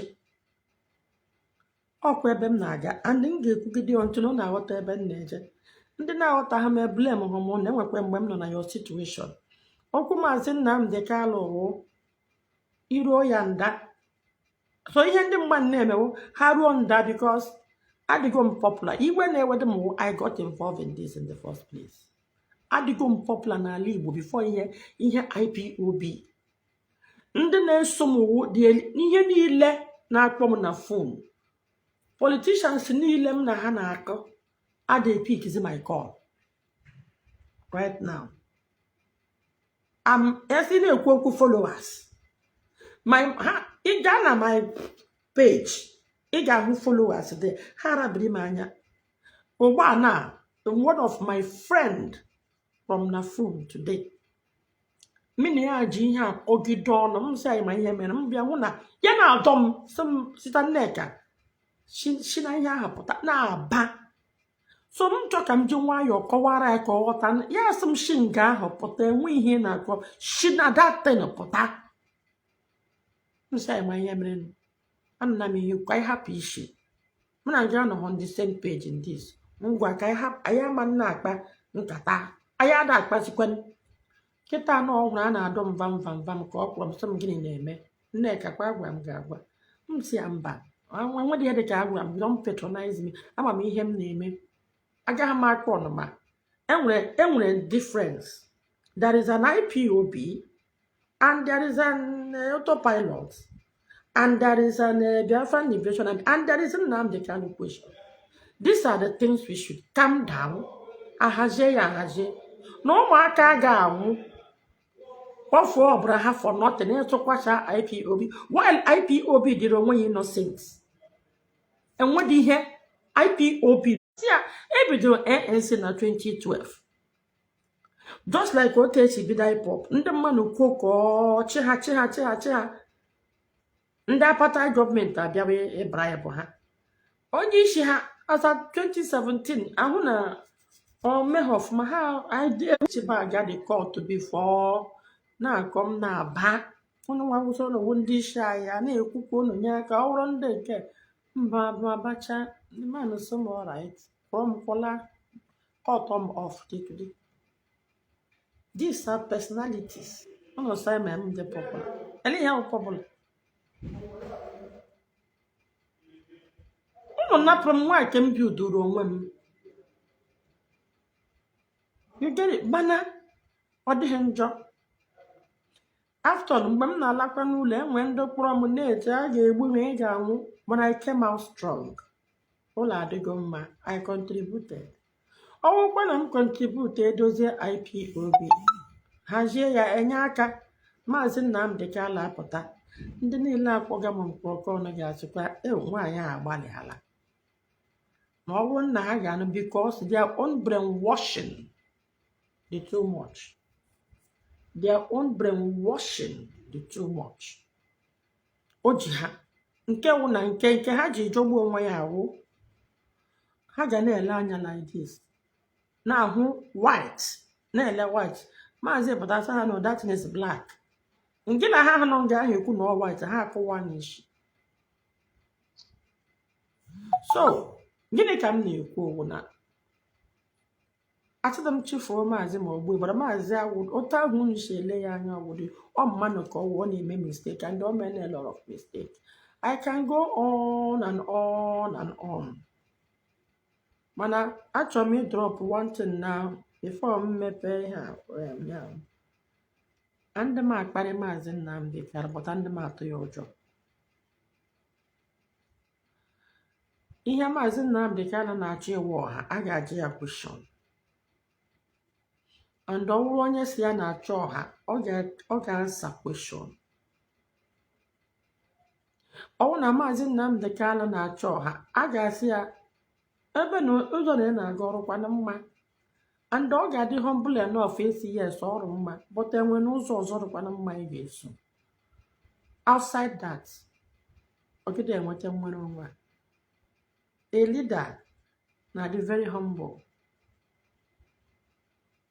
a leader na-ama ka esi ekwu okwu elida anaghị akpa ihe anyhow. So biko Igbo bụ Igbo, ndị na-egechadị ihe m kwuru na-efegharị na ga-aga eme chọọ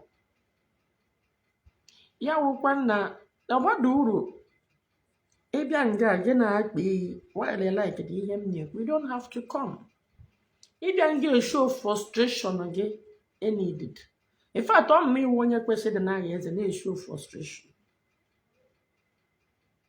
So biko ihe m na-ekwu uwe ekwele m ya sevali asụ nwanna ndị abụrụ ya elu. Anyị agaghị achịkọtazi nwere onwe gbuo ezi onwe anyị egbue. Ọtụtụ n'ime unu, if you don't know, no ya wụ ihe na-eme ugbu a. Ya wụ na agharigo mgbe ndị Yoruba na-enwe nwere onwe ha nọdụ na social media na-alụgbu onwe ha. Unless mụ nọ na-eme ya enjoy, ọ na-eme gị na-show power, we are winners. Ndị Yoruba nwere ESN, somebody wụ onye Igbo pụtara were ọnụ a member of IPOB were ọnụ ya na-ekwu na DOS na-egbu mmadụ na ESN na-egbu mmadụ na-akpọ mmadụ aha an IPOB member. Gị so na-azọ nwere onwe? No. Maka onye ahụ ọ na-ebo ihe ahụ onye na-egbu mmadụ eziokwu kwa ya bịa n'ugbo onye ya nọ ọwụwado nwere onwe. M wee sị mba na ọ dịghị mma. Nwanne na nwanne ọ na-echekọtakwa okwu tie ọnụ. Ndị ụfọdụ ụkpọ m sị m lọrọ na m kwuo ka autopilot na anya ka eme m sị ya no. Anaghị eji ihe nwata agụ gị ibe. Ndị a n'ụgba m fọsọ IPOB ha abịa ọnna ha ọnọ ele ọkwa ọnụ maka Nnamdi Kanu gara aga ka o jiri ga fọm why your form the autopilot before ya aga nga? Why your form the 100 men before ya aga nga? Why your ban suspension before ya aga nga? Because all ya video suspension. Why your idiot Biafra liberation and be here but ha ga face when them before ya aga nga? Lezo to shiri ga nga. Kulu zeta ka ọ nọrọ dị a chigo gbara ka ọ ka dị relevant. Ọ eziokwu bụ ọtọ ka anyị kwuo na achọghị. So biko na unu nwa wu ndị a na-achị achị. Biko ịlaba hate me. Ọwụwado tufuo okwu ma tufuo m ma tufula okwu m. Ị na-anụ olu m n'abalị a. Kpọchaa m iyi ndị na-akpọrọ ịladị na n'uru dị n'ala n'elu bed. Jụdị n'onwe ha ajụjụ sị, how am I participating in this struggle really? N'uru ala gị jụọ onwe wepụ iwe na ọnụma dị gị n'ahụ. Ị laikere maazị Peter Obi a na-akparị ya akparị. Ahụbeghị m nga ndị otu Peter Obi na-achọ igbu mmadụ otu n'uche igbu mmadụ.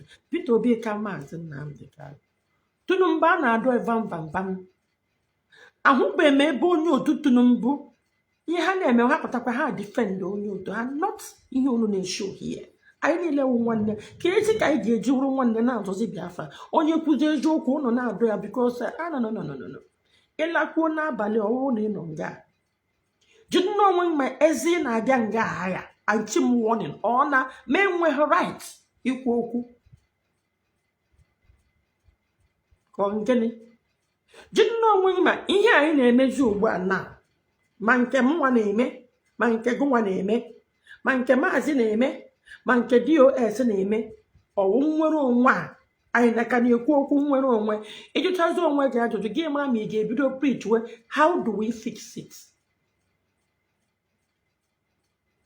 Because ọ nwere onwe ka a na-eme. Okay? Enwede any of you nọ here, I'm sorry, amadam ndị nọ here, right? But jụdị n'onwe m so nwaanyị asatọ mgbe otu anyị dị down. Nwaanyị na la ya were isi ya jee convince ndị Igbo na ọwụda otu anyị. Ndị Igbo ji ka na-ege ụlọ ntị. Nwaanyị na lara nọ nye aka. Nwaanyị na gara court for maazị nọkọtakwana gị jụdị n'onwe ya ajụjụ nke iji wụrụ mmadụ. Nwaanyị na-aga na redio na-ekwu ka Sokoto gịnị mere? Ị ga na-ama olu mana ihe m na-ekwu dono ma o mekede no sense. Enwere ike ekwuchacha m ha niile o mekede sense. O mekede na sense. Gị mara na ihe ị ga-eme mara ka ị ga-enye. gị pụta na-ekwu okwu enwere otu ị ga-esi kwuo onye ekwuo okwu a na-adakọ mana okwu anaghị adakọ because no ihe unu na-achọ ime wu na-achọ silence the voice of the truth. But unfortunately unu meet Peter bụ unu meet tipa bụ aja ga na-aka ya aka ọ ga-awụ ka unu ka unu ọ ga na-afụ unu ụfụ na onye ka iwe ji enwe unu na-apịa aka na tipa bụ aja unu bịa nga ya na-ewu na iwe ihe unu na-eme agbasadị m sọsọ ihe ga-agbasa m owo na m ekwudo eziokwu na m achọdụ ka ihe gawa agawa. Ama m ihe m ji agwa maazị na March after m gara hụ ya na January February na-etisi ya ị ga-emejikwa ihe a ka nọrọ dị a na-eme ka iwu sent. M ga-agwakwa ndị Igbo na awụdụ m sent, so I can't claim to be one. Ichi claim sent, make sure you are a saint. Ọwụdụ ị ga-zụcha onwe gị pụta na-ekele m sent mba. Ngwa mmeju otu gị ka ịrụ ndụ ka m gwakwa ụnụ ọzọ na-eme eme na m mechie. Ụnụ le anya ụnụ ga-ahụ na maazị ekewawala ESN Njideka na ha ekwule, Ngozi Orabaeze na ha ekwule, na ndị dịzi in charge of ESN bụ ndị nọ na Amerịka na ụwa dịtị na asamwuru maka anya na ya blind ụnụ another insecurity. Ha chọrọ ịconvert Biafran Liberation Army to ESN. Insecurity ọzọ ga-ebido then date taa ọwụ na ọ na-right up come against this plot ikewa ESN into two. Ha ahụna na oto na Biafran Liberation Army onye ọbụla ma that ESN ụkwaje ntụdi ya maka a gakwa wee gaadị ya because ije m gara n'eze agụ ebe ahụ agbara ụlọ ọkụ enwere analysis m bịara mee. I'm post to them some mom no watch. I like in post to one day my force into by first step and that I can number here by Habaru walk. Yan hego or you know question name a Tora and hego to have revenue business. I will post it. Or you know question name. Came back where walk. How many of you know Ghana Nati Mazi to go there? Say, Abba moto guy. Agba moto ga pụta wụrụ ọkada gba 30 minutes ga akpọba ya bupụta dị ole ka unu megoro unu na-azọ nwere onwe onye gagoro unu ma so many things na-adọ n'aka na ntị unu na-anụ na ndị a nọrọ onwe ha enweghị any problem na ndị Fulani na-erepụ ha na-egbu ha egbu one ha pụta n'ụra ụfọdụ ọbịa sị ha na ha awụ ndị nche na ha bịara ichekwa ha ngwa ha bịara na farm ọsọ ka mgbe November Hana Ajanti farm. Never Nahanda Hudanama, Yafakwa Fulani. Na ha nwere peace.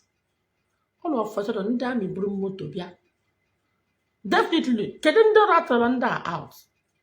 Or quarrying do too, Mazen Nnamdi Kanu Njideka, Metuselaha.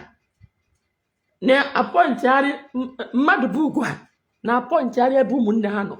Ihe onwe nwekono na-eme na gwakashi na-enye information ebe ndị anọ ana achọje ya ebe ahụ enyi ihe ha na ndị amị ji ka ha si enye that information ọkwụnụ mana deployed ndị amị to South East on Monday maka unu na-eme nwere onwe ka m na-agwa unu na loopholes a unu na-eti ige na cause trouble na ụmụaka ahụ na-abịa so ndị amị obi ụtọ ọ dị mgbe ọ gara nga Aya gadara ahụ Biafran Liberation Army.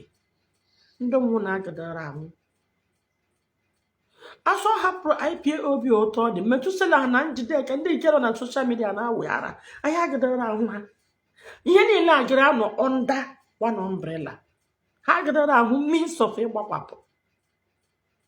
Maka ndị convert to autopilot ụkwa ndị IPOB. Ihe ọ na ha na-achọ ime ụgba ha asa IPOB asọmpi na nwụọ n'ọzi IPOB general onye a na-echiri mkpụrụ maazị Nnamdi Kanu mana enwe ndị nọ nga aka n'afụkpu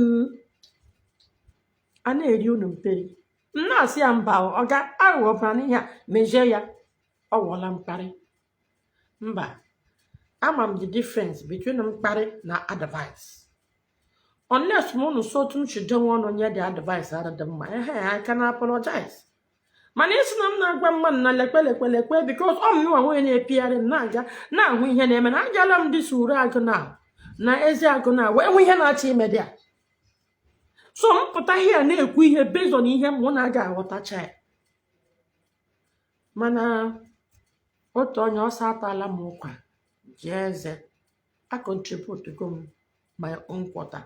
Ono like ya come unu ga-ejika aka ọnụ sọwa nwere onwe unu gbuchikwa onwe unu very soon enwe faction enwe faction ndị a agbawakwa egbe Nneka ana m ala ọnụ nwa ndị na-aga ala for 4 years ọ na-aga ala ụlọ ọnụ n'ọzọ ihe a na-agbakashiji ọnụ a na-agụ ụnụ ụzọ ole egburu that ezaga enwere one girl Chisom Okafọ a na-etinye tụrụ taa gbaa how many houses ọkụ gịnị butere this insecurity gịnị kpọtara anyị ndị amị ekwu ugbu a na ya ayọ so biko the line is open biko onye ọbụla bịara nga eme yo I will remove you onye ịdịghị iwe so onye please hold on I'm not done maka ama m onye ọ na-adị iwe biko no matter what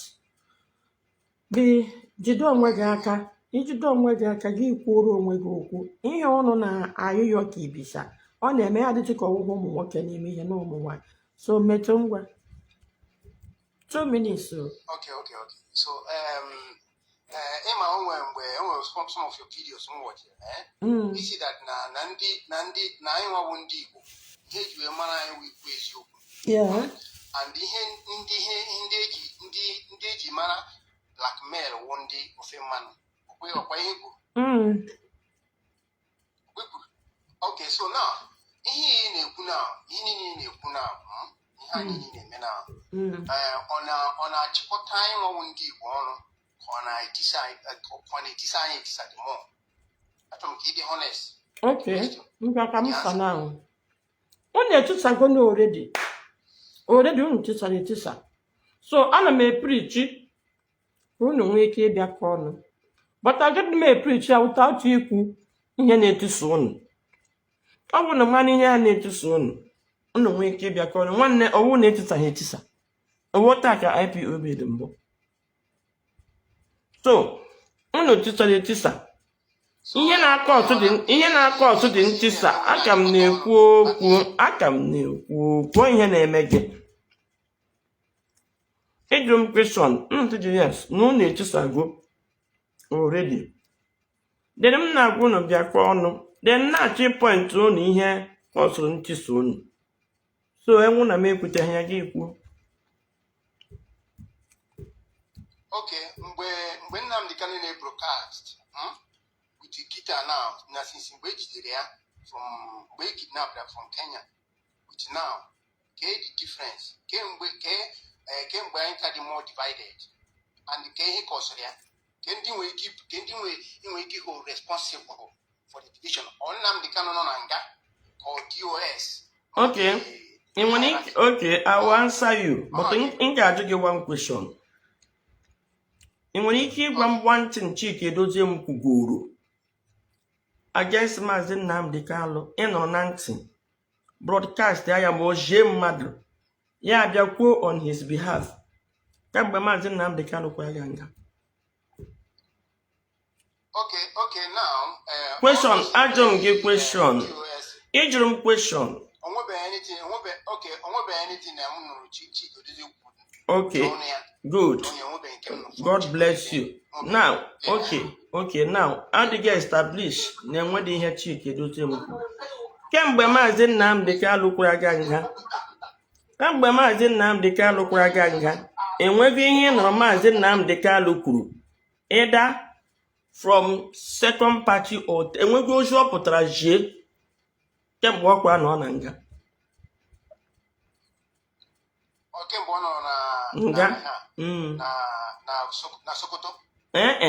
ọkwa nọ na nga na ị na-ekwu kemgbe ọ kwara aga nga so anyị ga-ebido n'ofu kemgbe ọnwụ Sokoto wụ yesterday ka ọ gara ya from 2021 ọ gara nga till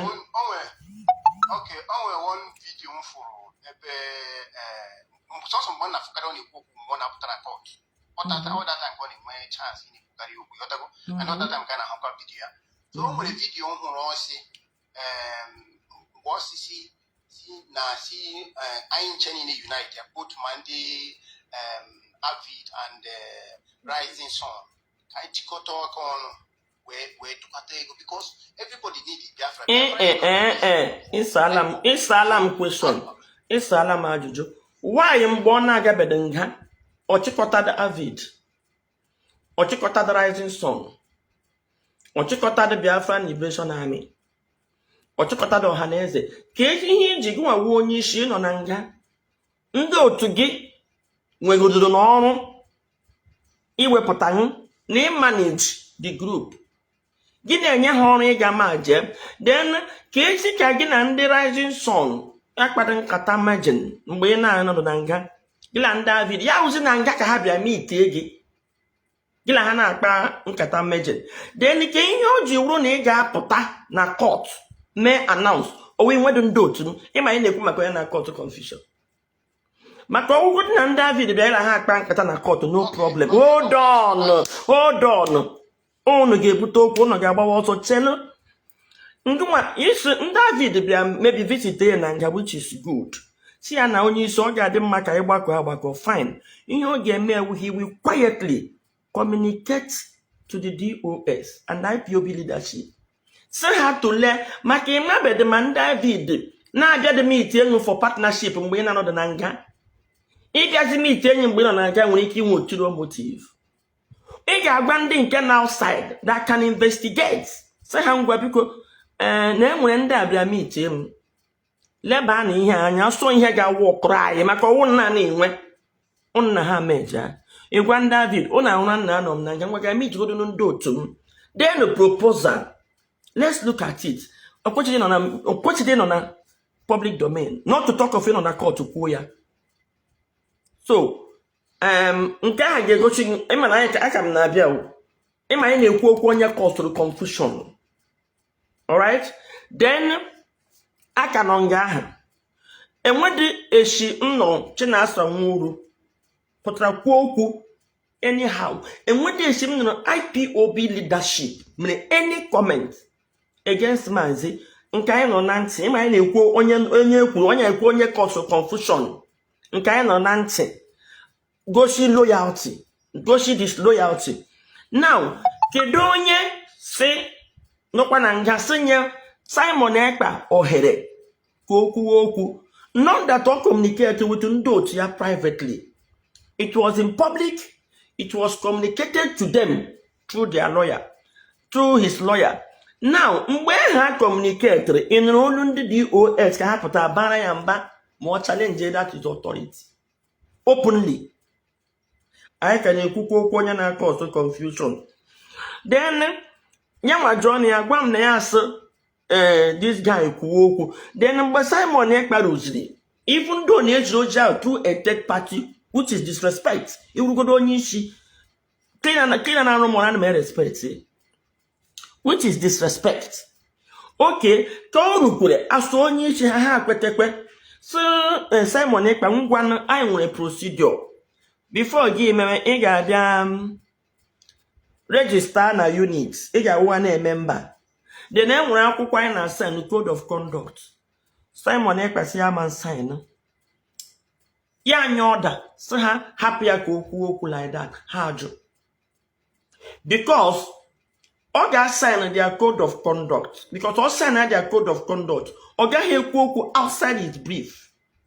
But without signing that code of conduct, ọ ga-ekwu ihe ọbụla machi ya. Ọ sign their code of conduct. Okwu okwu outside his brief. They can arrest him. God is sure onwe ha. So, ọ sị na part of ihe na-enweghị iwe na ha aka hapụ ya. Ya broadcast one na radio Biafra. Now, in your own eziokwu kwuo onwe ya nwanne. Onye na cause confusion. As if it's not enough. Simon Ekpa ekwuwezie lawyer ya pụta na national TV sị na Maazị Nnamdi Kanu na disciple na Simon Ekpa na ndị otu ya wụ disciple ya ndị IPOB kwurozie Koko na Maazị Nnamdi Kanu Simon Ekpa kwuo eziokwu on his behalf. Ndị IPOB kwuru Koko onye adọsachiri IPOB onye cause confusion. Ọ nwere na agwa onwe gị eziokwu saa ma ajụjụ ahụ. Next question. Okay, now, that time I got Sokoto. I watched the video after the Sokoto president, but he made video he made. He said, you Guru Nnamdi Kanu said that now some of the TOS members are compromised. Ndị kwuru ya ga David ịma ihe a na-eme ewu ndị propaganda ikwu geenụ m ntị ọkwa m kwuru okwu listen to me screenshot ihe m kwuru ige ya from beginning ndị si na Maazị ndị DOS compromise owu avid gwara m na-agwa Maazị Nnamdi Kanu na ebe ekwe ndị avid si na ndị DOS are compromised go msi ogugoro na esi na ha compromised. That was how that sentence came. So ha kọtụrụzie ebe msi ogugoro na esi na ha compromised. Ha na esi na ndị David kwuru na ebe ndị David si na ha compromised. So ihe m na Julia which is so believe. So msi na ogugoro no na esi godo na ha compromised eziokwu. Ọrụ ndị David ọwụdo ka ha ijikọ nụ imeji ịgbachi ha olu akọtụrụzie ebe msi ya ọrụgodo na esi. Okay, that video got in our page now. That video got in our page. Tambia play radio. Yeah, on a radio come. I don't have yeah, interview me on a radio. I didn't have it. My name will go when play the food. No, but let me ask you. What's the relevance question now? Let's go to the relevance of the question. Let's go to the relevance of the question. Okay? Can you hear now website? Nam say na ha compromise go ke the relevance. No. Because actually me ma ha na chobo ha na chobo nye ndineti ya because ha na chobo ndineti confusion. They possibly blame for the whole. So okay, nke ni na m chere eweli iwe. Nke ni la ma o ya wo the problem. In white, makana you are meant to believe it is black. So ihe niile am kọwara here na from ebe confusion uji ihapụla aka Maazị Nnamdi Kanu ka na-achọ ebe ị ga-ebu ya DOS. Eka m ji sị gị kedu the relevance of this question ka m sazie gị agbakwa gị na even with this okay I'm listening. Mgbe Chinasa Nworu pụtara sị that na o nwere one politician mkpọrọ ya na phone si na ewepụtara 500,000 also not that the politicians not for one of the TOS member no na offer $500,000 for help with TOS. Okay, let me answer you. Okay. Now I see now that money now. Mana ihe anyị na-eme 2 minutes. Ihe anyị na-eme 2 minutes. So that's now okay. Na-ekwu. Yes. Okay. All my question at the same time. Mpa na ịjọ ya at the same time. Nga echecheche ịjọ one m nsa gị now. Ị na jump one enwere nke i kwuru. Ịjọ one m nsa gị ka m hapụ ichefu ya. That thing. Okay, in Chinasa Nworu now. Are you aware of that one connected away? Okay, let me answer you. But before I'm not answering, it say Maka DOS compromised. We have to finish that. I don't like propaganda. And let the relevance of that question. And let's finish it. It's leading to the compromise. It's leading to the compromise because here anyway, guys, now one of the TOS member. So, and the same question because that one the video you make. So now I compromise. And because even in whatever they have done, they have not done. No. You are trying to explain. It's no longer question. Nah, you are trying to explain the question you asked me. I'm making answer so we get answer. And then my window on the chain. You ask a question. Don't answer it for me. Okay, go ahead. Number one, Maazị Sena ndị otu ya compromise. How? Kedu ihe ha mere? Kedu ihe Maazị kwuru? One thing is to say somebody compromise. Kedu ihe Maazị kwuru exactly with that compromise? Kedu ihe ha compromise on? Yes, man. It's na Mazi never.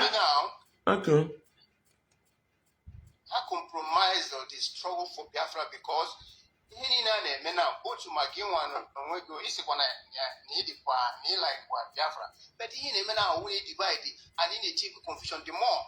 Okay. You know, by trying to character assassinate Nnamdi Kanu so that the man hate Nnamdi Kanu. You know, we get to go on to say that Nnamdi Kanu is an icon. People go an image. Okay. A lot of Indian man. Okay. So, okay. Let me.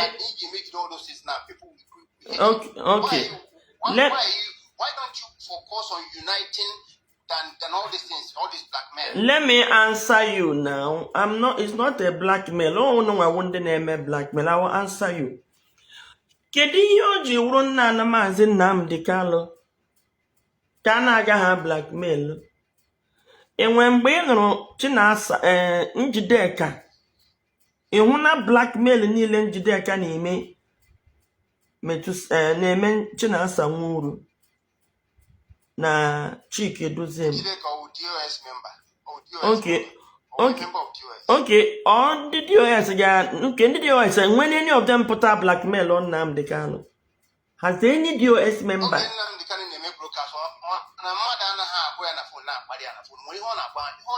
You are. I don't think you are ready for this discussion. No.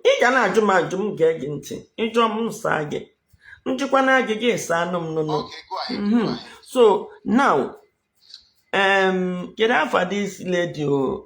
Achalugo putra yana Darlington na akpa nkata na Chinasa na achọ ya ka ogbuo ya. That is serious assassination of character, serious blackmail. Ịhụ dị ya complain. Chinasa did the same thing to Nnamdi Kanu. Chinasa did the same thing to Nnamdi Kanu. Okay. Okay. Wait now. Wait. Very well. Good. Calm down. Ekwuole m ihe Achalugo kwuru. Kedu ihe Chinasa dere? Mụ asị gị gwa na Achalugo.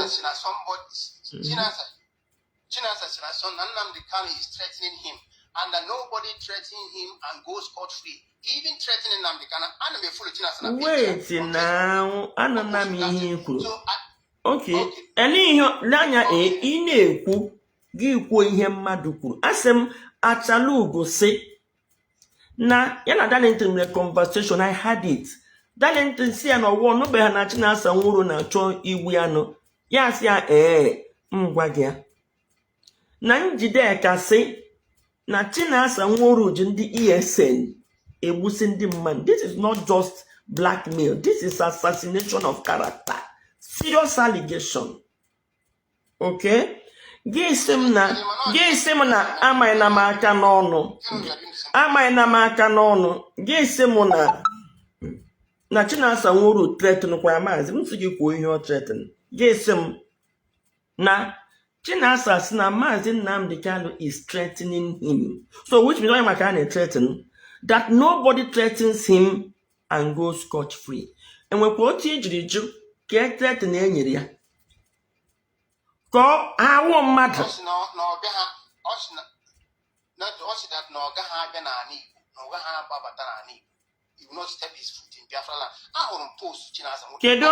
Kedu onye si nna ị na-ekwu ikwu gị eba. I'm ready for you. M sị gị kedu ihe Chinasa sị na Maazị Nnamdi Kanu threaten ya na enwekwa ga threaten ya go scot-free. Now, did you verify whether Chinasa Nwuru was threatened? Or Nnamdi Kanu threatened Gom. Nnamdi Kanu sent them WhatsApp message and I confront to Gom ya also. I will tell you how. So each number, yes. So each number Nnamdi Kanu now. Iya won kedere. Iya wo hello. Let me tell you, na obadu uru ihe ọnụ na-agba ala ebe ta ebe. Let me come to the nke gwara m. Let me come to nke gwara m isi na m na cause trouble. Na m na-eme broadcast disunity. Okay, how? ngwagwa m ihe m kwuru. By coming here every time to see all now. Ihe niile anyị na-ekwu maka Nnamdi Kanu na ọ bụ na Nnamdi Kanu na outside ikwu those things.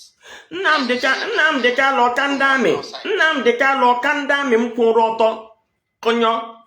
Ihe m ga-akwuo na-eze agụ kịta ndị amị mere wepụrụ ọtọ kwuo ya dee ya direct to the chief of army staff gwa yo Nnamdi Kanu ọka. Nnamdi Kanu ọka President Tinubu ngwa na ọ na-eme jihad n'ala Igbo. Nnamdi Kanu ọka hope ụzọ dị mma m kwụ ọtọ gwa ya na ọ pụta asadik ụbọ onye kedu ọkwa m na-agwa Nnamdi so ọnwụ na m ga-akwụrụ ọtọ. Nnamdi Kanu anọ m n'ihu court because of him may address the President of the Federal Republic of Nigeria. Gịnị ajụ m na ọ pụtazịa mmiri ọ ga-agwa nwunye okwu ka anyị hapụ ya mgbe ọ pụta anyị mara ma anyị ga-agwa ya okwu onye idide wodo Nnamdi Kanu so etile m okwu n'ọnụ cherezie ka Nnamdi pụta anyị marazi otu a ga-esi agwa ya okwu ka ndị ọzọ kwuo onna.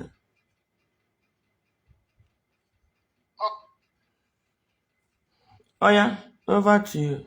I am get enough time. You guys man you time. Better, I be better. Why you punk go dey free?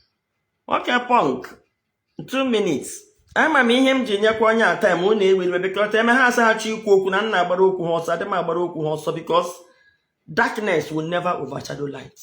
Falsehood will never override truth. So ha na-agbakwa ọsọ. So nna akwuwe.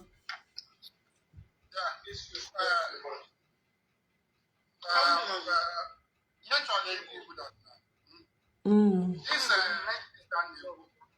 Mass Nnamdi Kanu on behalf of Biafra. Okay. Mass Nnamdi Kanu on behalf of Biafra. Mana oji Biafra go we bandi banyi me. Bando so biara with that no Biafra ka na so. Inyo wazwike ka omuta oru n'aka. Oru n'aka wazwike. Shafi wazwike. Bidonke. Wo bidoro nke na ochoze imekwa nke so that kon ebuba. And our people the very ajụjụ amakwụsie inside the channel of Biafra eziokwu ka a na-azọ. Ebe ndị mmadụ niile ji wee makpụrụ inside. Yeah. Ihe nna-agwa kita chekie jụọ ndị bidoro ihe a 2013-2014 o nwere ego atụrụ ka eji wee rụọ senota bụ n'Enugu jụọ ihe mere ebe ahụ mgbe akọ na wee drọpụọ the elderly people ya na wee bido this IPOB. Because at the beginning when elderly people they do this IPOB together. This doctor from Nnewi. Hey, I'm one doctor from Nnewi. Yeah, why I can't drop with those doctors? Because you want to share this thing. Even Hana email now, I drop organ. Even Hana Idris, I drop organ. So this issue, they go down the Hanos, who not sure Idris, I drop organ, the sharp alcohol, the Chile Bodogi, drop organ. I drop organ. Yeah, it can be full. I have Dr. Ike the 4 year one is in the IPOB. Oh, yeah, when I'm a Biafra. I may ask a Biafra. I'm a man now.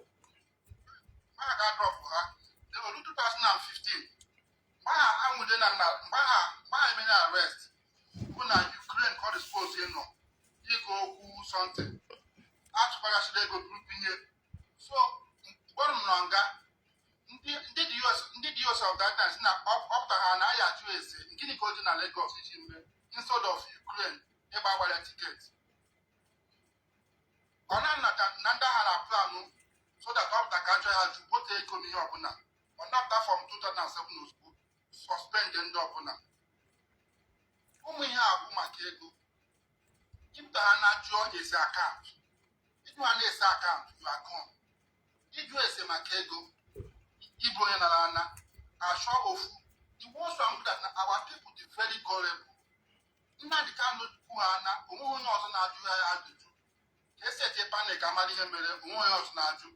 Kuhana, it was a good baba, and I thought you from other side.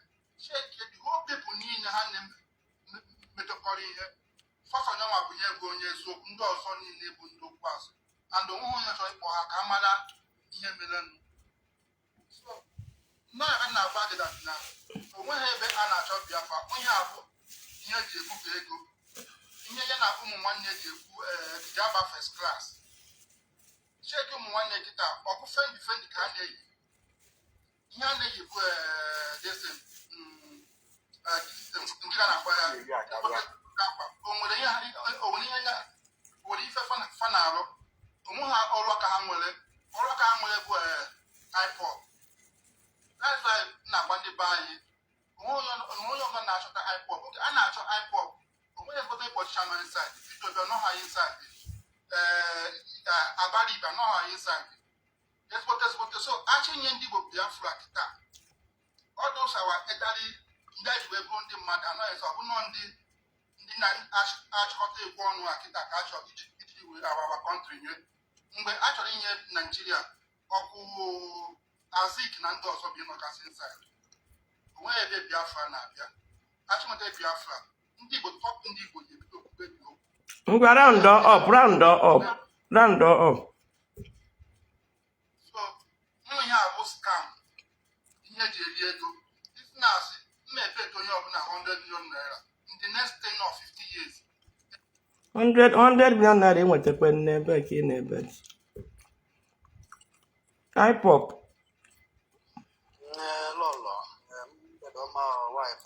ndewo nwoke punk m ga-akwụcha ihe a na ichie will be my last guest nwoke punk m na-abịa join na m bịa rie nri o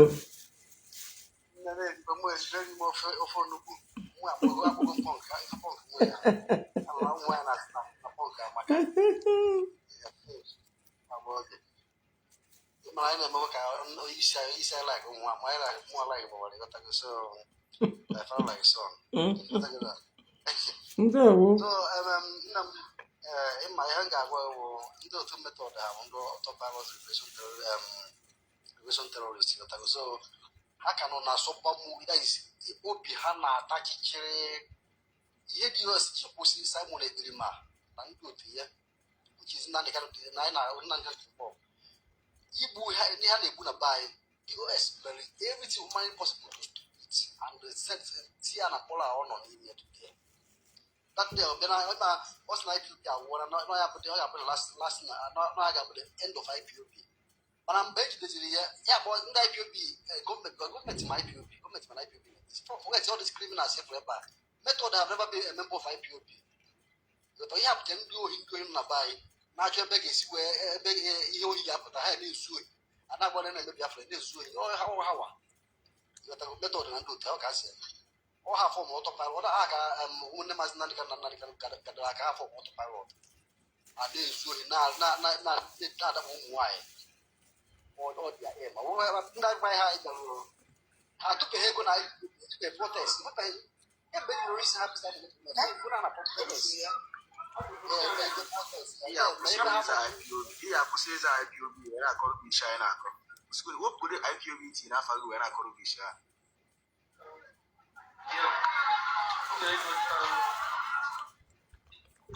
na-ekwu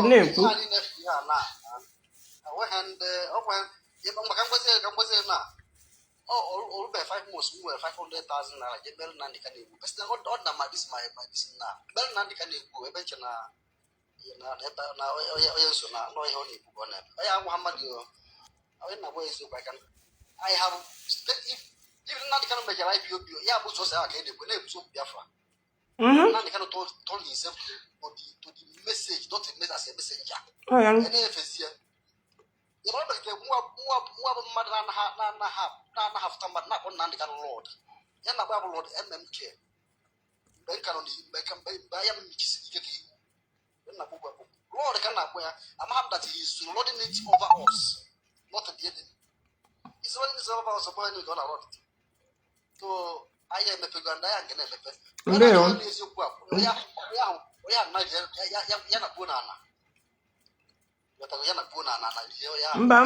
mba ya achọghị nke a nna m IPOB ya achọghị nke a nwoke punk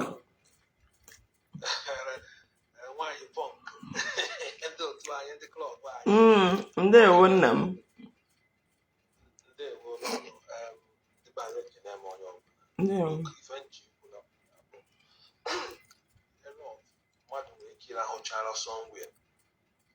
His comfort room or comfort bed. DOS are compromised. Oh, yeah. Oh, yeah. Mana o ka esi wee chịrị ndị achịrị achị na o. Ana na-akpa ya akpa were achị. So if DOS that compromise, you can go and give her the evidence of that in her compromise. You just can't wake up, decide on your comfort zone. On your compromise, the media warrior, on your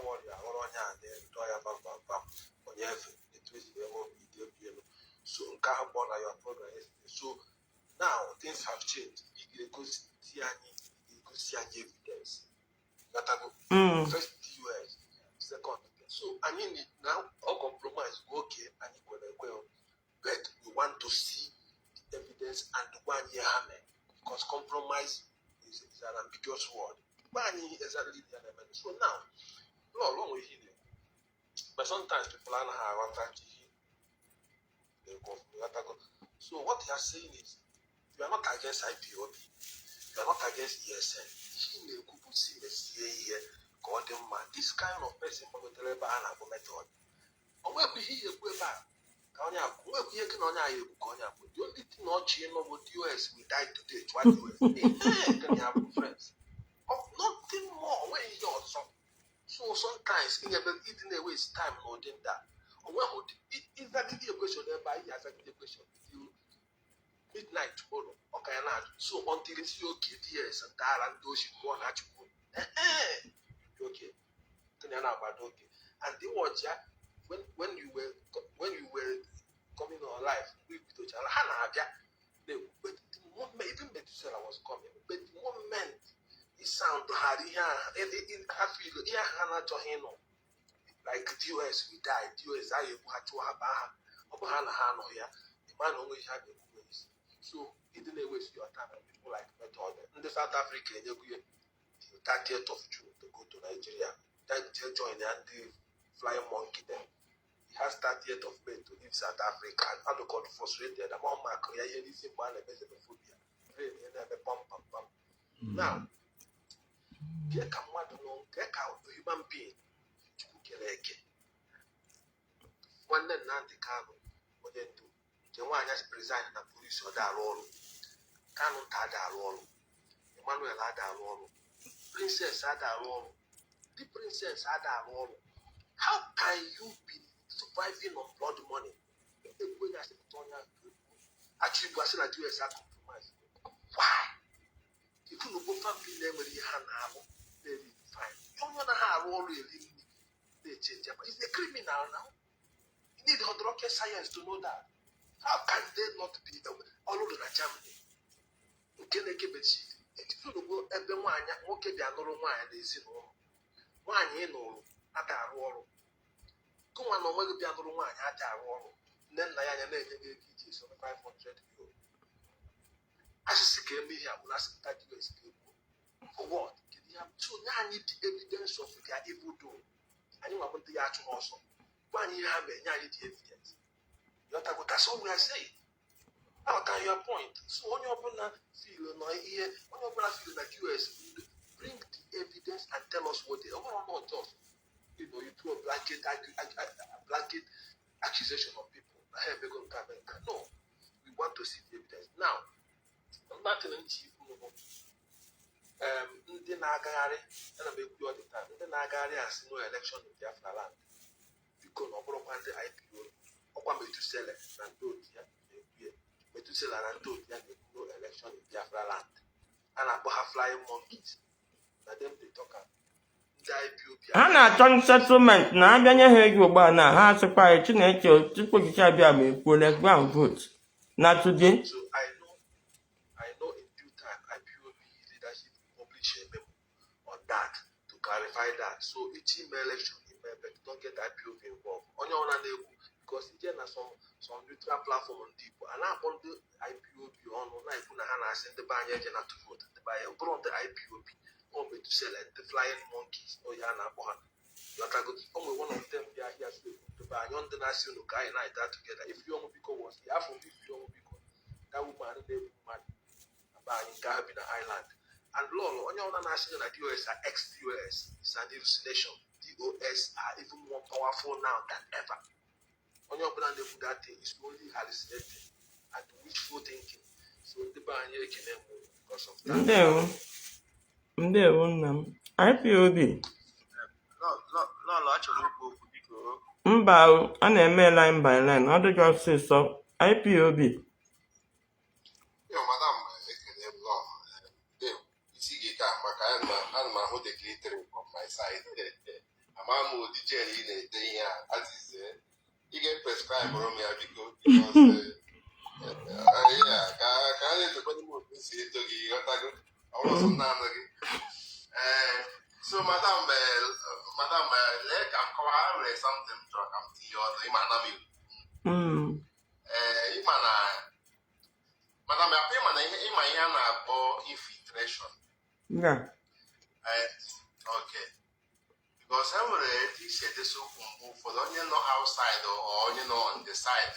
I got a direction in here. But this whole struggle now, yes, all the difficult and obviously the difficult. And I got quite off for my people got confused. Yeah. Biafra, now.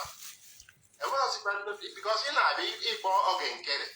Igbo, the other lady in America, Igbo Metis, Igbo, you need that infiltrators. Infiltrators. How am not there because of IPOB? All these names in our boy here are not there because now I cannot eat.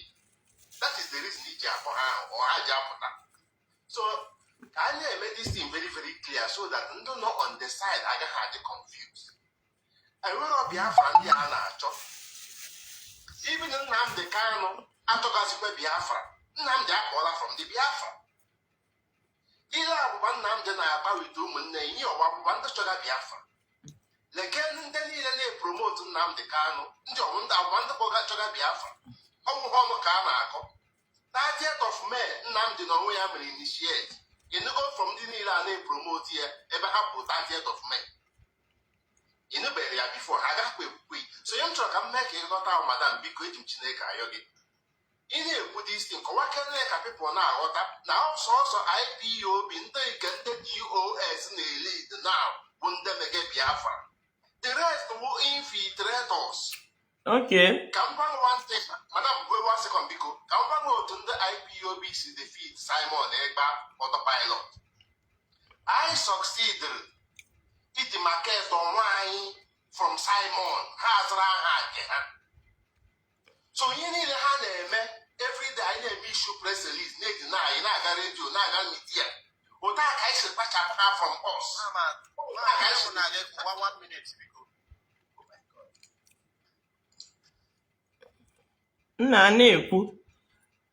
So I'm talking about Madam Biko.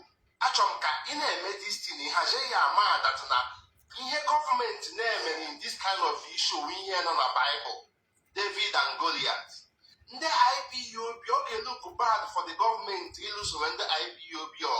So what they did was to create so many David everywhere, David here, David there, so that to create confusion. Oh, we are name. Nnamdi Kanu you compromise, go I believe from no compromise, or have to go Biafra even before you kidnap boy. Because on your talk Biafra, the lifestyle will begin like Kenya, or in the Ibia. So up to go from Biafra before I can't cry. So nearly and our money no magazine age money on age after 2 weeks age Simon Eba go broadcast one radio Biafra. You know, we only talk organization Yadi Magazine. And the Kenyan Meponoji may allow even there for my help on all the year. He may influence Obama Simon into the TOS. Maki Diego, you are 1 year on the Biafra game. So, Madam Chineke, because Chineka young, it's all coming here, why go to Tanya, Nnamdi Kanu na group, Nila Nesia, I thought I say Biafra. I'm a covering one step by step behavior when they are since age. You need a hand with equally. this IPOB na ihe anyị nọ kịta anọ ha agaghị akụri iwu ya maka na all this social media warfare ọ naghị emetụta anyị maka na IPOB dị well grounded. Anyị niile nwere unit ebe anyị na-eme attend meeting. Next Saturday again anyị ga-agakwa meeting. Nga ha ahapụ last month ka anyị ga-ahapụ again this week. Enweghị always na ntị ike bata ya si n'aka ọzọ pụọ. Ma anyị nọ dị social media ije na IPOB akụ na lie anyị dị well grounded. Enweghị onye chọgasị ndị niile anyị kpụga ahụ Nnamdi Howard ụmụnne Howard Metusela ahụ ihe niile awụ infiltrators ibi emebi ndị stem IPOB. Ha ncha niile na-eme exist today maka na IPOB ka dị alive. Any day ha nụrụ puku na IPOB collapse ọla ị gaghị anụsịkwa ndị si na-abịa Biafra again. Madam asị m ka m kelee ndewo. Ndewo. Don, the floor is yours. Ndewo, ekele m gị n'ọnụ. Ndewo. Gosi ya gara ụmụaka la gidi. Nke mbụ ekele m gị ihe nne n'ihi na ihe na-amadịghị isi. Tupu gị apụta agbado n'ihi na mana ya wọgụ siri ike. Asị m Chineke gbaa gị ume sie ehihie nne. Daalụ nwanne. IPOB bụ organization siri ike. In fact, IPOB bụ ala anaghị ekwu ha ekwu. Onye buru ala ya anyị buo ya. Maazị Nnamdi Kanu bụ onye isi anyị kwara ya ugbu a hụ ya n'anya ihe nne. Agbanyeghị ihe ọ bụla ọ na-eme, ọ fụtakpọpụta anyị ga-apịawa ya azụ, mana anyị ga-akpọkịtakwa ya ọ bụ nna anyị ka ọ bụ. Anyị agaghị ajụ ya ajụ. Mana anyị agaghị agbaghara ụmụnne ya. Ga-abụkebe eziokwu. Ụmụnne ya mere anyị ihe anya mmiri ihe nne. Ibia ndị Igbo ihe nne. Ibia ụmụ Biafra ihe nne.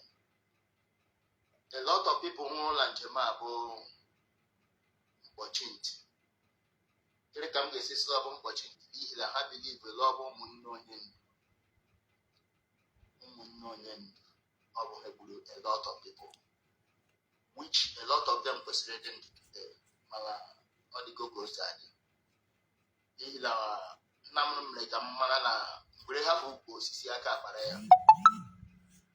Mgbe DOS kpọrọ ha sị no geenụ ntị jiri n'ụwayọ a na-eme n'ọbụ ụmụnne onye ndu and ike okorobịa. Many a times ike okorobịa na-eduhie mmadụ ihe nne. Ọ bụ na Maazị Agbani Chinasa Nworu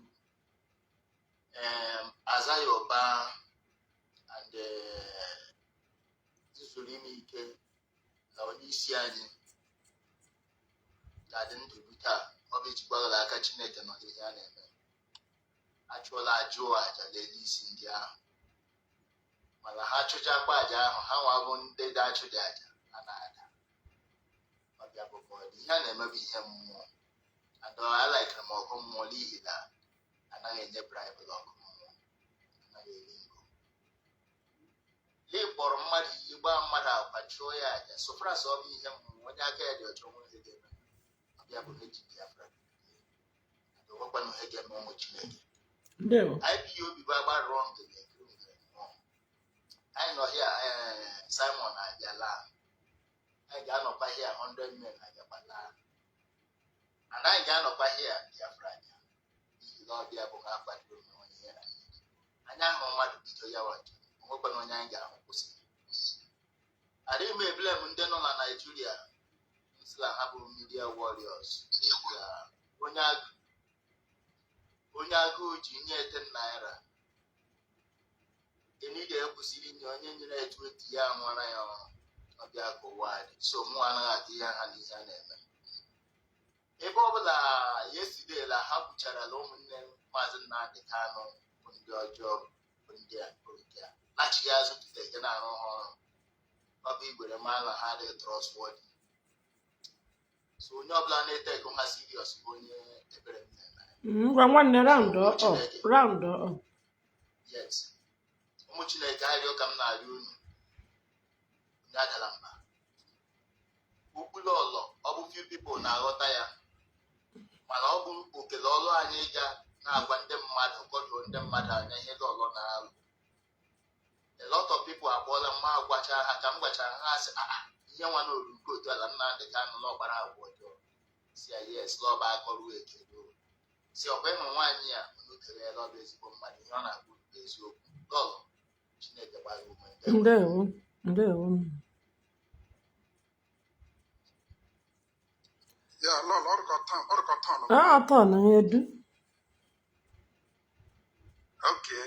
ndewo Nwanne nwaanyị biko ihe niile na-eme enwere one particular thing m chọrọ ịgwa gị mee were ya last word before gị okwu n'ọline isi na enwe otu isi ụka na ụdọ ikwudo Nnamdi Kanu enwe otu isi ụka na-ekwute dị sokwa ị ga-ayọ apology ị ga-ahụ my dialect mara na ọwụ nwanne ahụ m onye ọlụ iwe onye ọlụ mana a na-alụ m na Anambra my sister and I saw trash kama ọwụ ụdọ otu si eme even though this is for 52 years I'm above 52 years so when them go maka ekwuola m age m nga ugbu a ngwa na nsogbu my younger sister go whenever you all I'm a friend as madam ndewo nwanne Nnamdi Kanu a figure Nnamdi Kanu alolo kadike Nnamdi Kanu is one of the people na ha kwuo na Igbo federal government against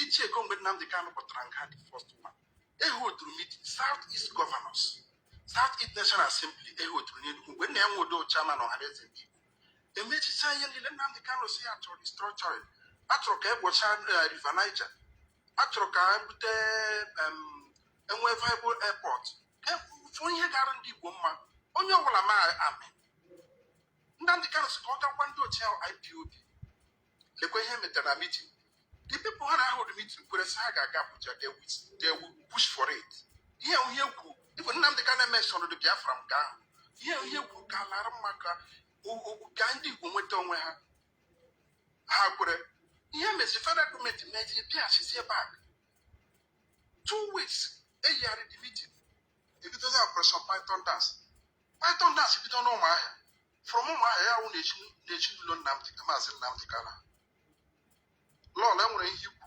owuru m n'agha isi na Nnamdi Kanu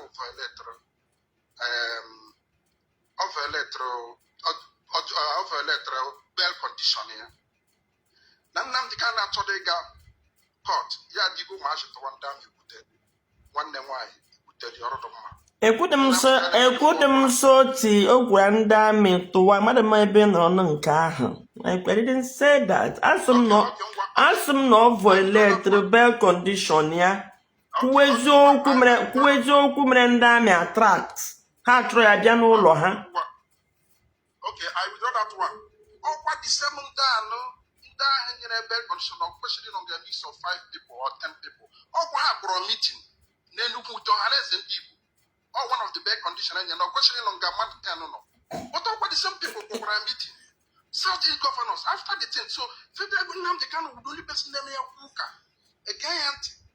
But this Nnamdi Kanu jump rebel or jump rebel. Even competent court of Nigeria grant their judgment. No jump the bell. Even Supreme Court of Nigeria no jump the bell. So the state of bail condition, state of bail, yeah. My sister here we have Nneka. Okay. Onye a na-egbu egbu ọ na-agụrọkwa onwe God bless you nwanne m na ikwupụtara. Okay. Okay.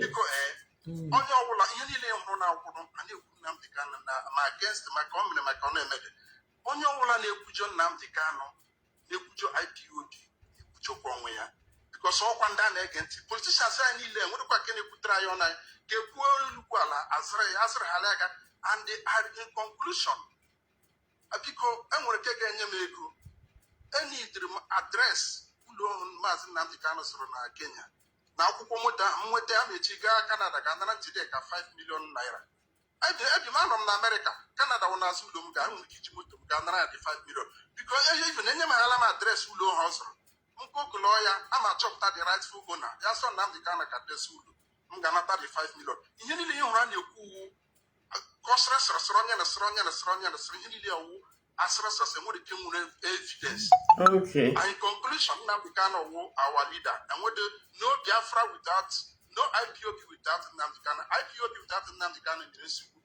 Nnamdi Kanu without IPOB on the school. Issue to Chimezie and one more people. Only more target she Chimezie push Okay. And then the Kaimana and Nnamdi Kanu, even the Kaimana and Litro Chimezie of Moya Winch. Yawu Litro Chimezie of Ashina and Tigono Nnamdi Kanu, a good family. Okay, one ndewo. Any ihe o jide wụrụ sọsọ nke a na-ekwu maka Nnamdi Kanu ka unu na-anụ. Mana nke a na-ekwu maka ndị ọdụ na ndị anị. One ka m bịa. Ọkwa otu ahụ eshikwa anyị ji akọ nwaanyị ọnụ Nnamdi wụ part of us. See, I don't like it when we make it look as if Nnamdi Kanu can insult, abuse his members, and the loyal to him can abuse. Nobody talks about it. They will even abuse to the point they will call on Nnamdi Kanu out. The moment they defend the zone wege, yeah, I call all out. Then I wake him and being a one and make again for a long time. Campido from Nnamdi Kanu John Propel. The point is that nwanne m dede and the man who's asọmụta ọkụ ọnọdụ na my diary. Nnamdi Kanu ka ejide ya ga court. Adogide doga 2 senators apụta grant bail enye bail condition. E nwere ebe enye ya bail nye tikwen bail condition. E nwere ndị iburu ya kịta na ya na South East governors asị ya na ya nọ na more than ebe 5 people nọ. South governors akwọpụta ha mee Nnamdi Kanu was hosting rally everywhere from Imo. In fact, eshi on host to get a rally. The man neti ana won ya. On host to get a rally to the extent na eshi rocha so crotch an Imo state time. See, Nyage Nnamdi Kanu na ya nwa the popular in Imo state. Kien the man 10,000 council nyage me ichetakwe nyage me 3 million match.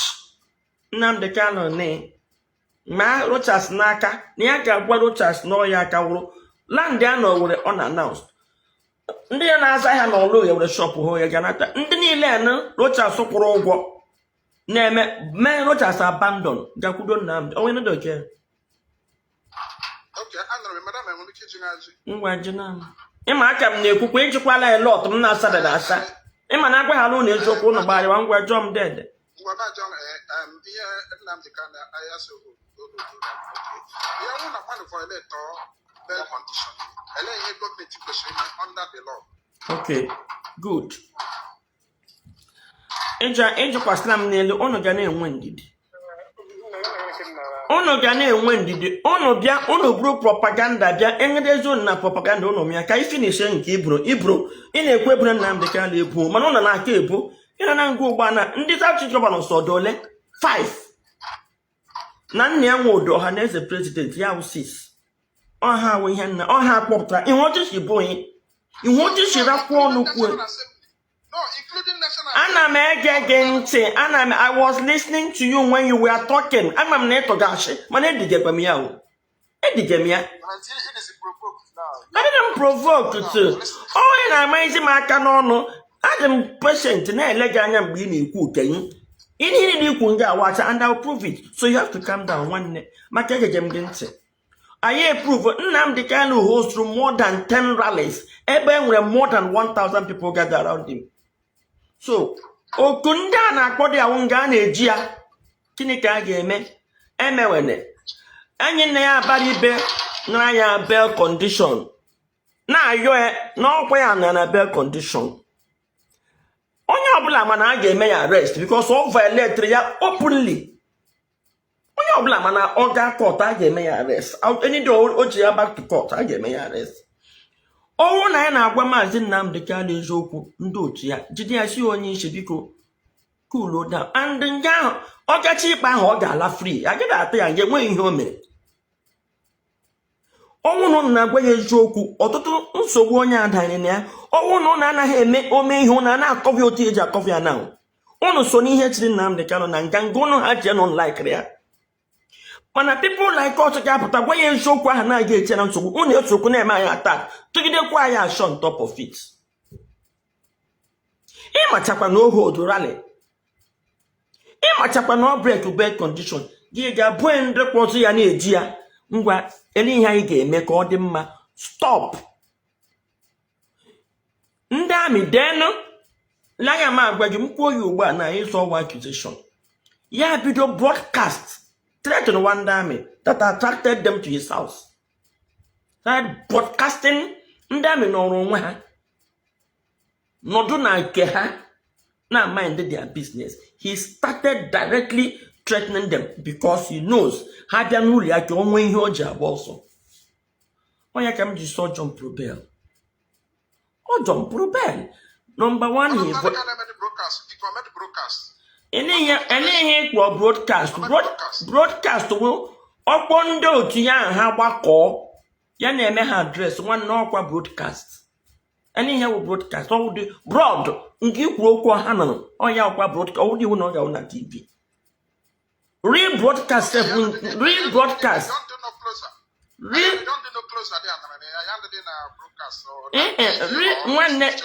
broadcast wo something you said or hania broad you are casting it across the board more na TV more no ha so long as you are broadcasting you are saying something or ha that's broadcast okay ama una na maka n'ọnụ mgbe ị na-ekwu nke gị ama ogbe isi iwe na-ewe mgbe ị na-ekwu nke gị ọkwa nọ nga na-ekwu m na-ege gị ntị ịchọzi ka ekwuo dị eziokwu ọkwa nke iwule allegation ị gaghị ajị m last question ndị nke ejere aja sayabedi nwee ndidi I will give you time I will give you time there I will give I've been following you. You hate this man. So here I have to ịhụrụ ndị otu ụnụ ịhụrụ ọya awụ ihe ahụ a na-akọrọ ọ batara o jọsụrụ bata nwanne ịma ọya awụ ihe m na-agwa blind follower o jọsụrụ ekpete ọmabere ihe a na-akọ nwe ihe m na-akọ ịhụrụ ihe o bido na-ekwu okwu clearly he came here ụdị ndị a na-agaghị na ha ga-enwe peace ihe na-achọchọkọta they are not ready. They are not ready to listen to anything. Truth na adịghị ha ka ashị na adịghị ha ka eziokwu. So let's continue the answering your question. Nwanne ihe ọbụla m kwuru I will defend it. Maazị Nnamdi Kanu by standard enyere ya ọ John Probel ọ violate his bail condition not once. Ịma enwe ihe bụ na violate bail condition ele anya gara not once, not twice, not 3 times. Now after that, ya bịazie na-eme ndị amị attack, challenging them. Ha jizie bịawa n'ụlọ ha. Okay? Bịazie n'ụlọ ha. Dedicated young men. Eju, ama na ha na-abịa. Boys ji wee nọrọ already. Ama na ha na-abịa. Mgbe ha ama na ha na-abịa, why not ya nwee pụ before they get there? The information got na ha na-abịa. Anere m ya live. Mgbe egbe gbaga ọ na-ekwu okwu ọ ka kwuo okwu n'ọnụ egbe na ọzọ ya gabewala ga I watched it live eshoro ya live na room ya na-agba slippers ọ ka nọkwa ga na-aba mba ahụ madam nwanne nwaanyị wụde ya answer to my question onye violate bail condition ele ihe a ga-eme ya they need the check-up date why not take her for arrest okay dikwe ihe m na-agwa gị bụ ihe m na-ajụ gị ihe m na-achọ ịgwa gị bụ okay ma gagazi n'ụlọ ya ịma enwere so many things anyị na mmadụ and then we defend it. I will start from nkata ha kpara from nkọwa gị and I would like you to calm down mgbe ị na-ekwu nke gị ilekwa anya nwaoli ikwuru ekwu ụgba na aka ntagom ya ọ bụ eziokwu nwaoli ikwuru then amaghịzi na m aka n'ọnụ ka m nwee ike iflo zaa gị ọsịsọ ndị ọzọ na-eche. Now number 1 mgbe Nnamdi Kanu pụtara na nga bido na broadcast ihe ahụ ọ na-agba with his followers na-akpagharị na-agwa ndị na-ewe iwe maka politicians na ọnọdụ ndị Igbo and all that. A na-agwa then na-agada people ịma gọọmenti na-atọ ọha ụjọ. The crowd. Don't stop correcting me when you were talking. The question is, mgbe question iti the question nke ịgbagbusi mmanụ. Ka m ụzacha nke i kwuru ekwu.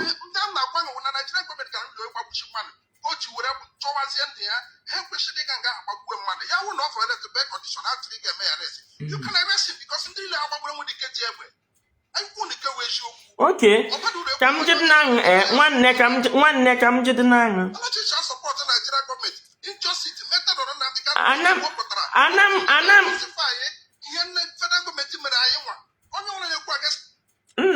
Area the Kwamnande Jraji, as you could the Moku Makanda, but I will come to that, so you better come down.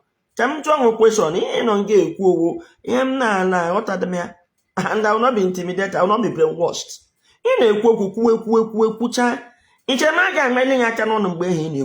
Calm down, let me answer you. And I will come to Oteje Babundi Mother no longer. So, anyway, he quiz no the Southeast governors, Gaga, Quatande, Army, no Operation Python dancing, Gogagwana, Anonje here, and all that. One day is no gathered meeting. Meet down Nnamdi with Southeast governors, it's no guy. After the meeting, I have a communique. The Southeast governors and nationals have a communique after the meeting. Any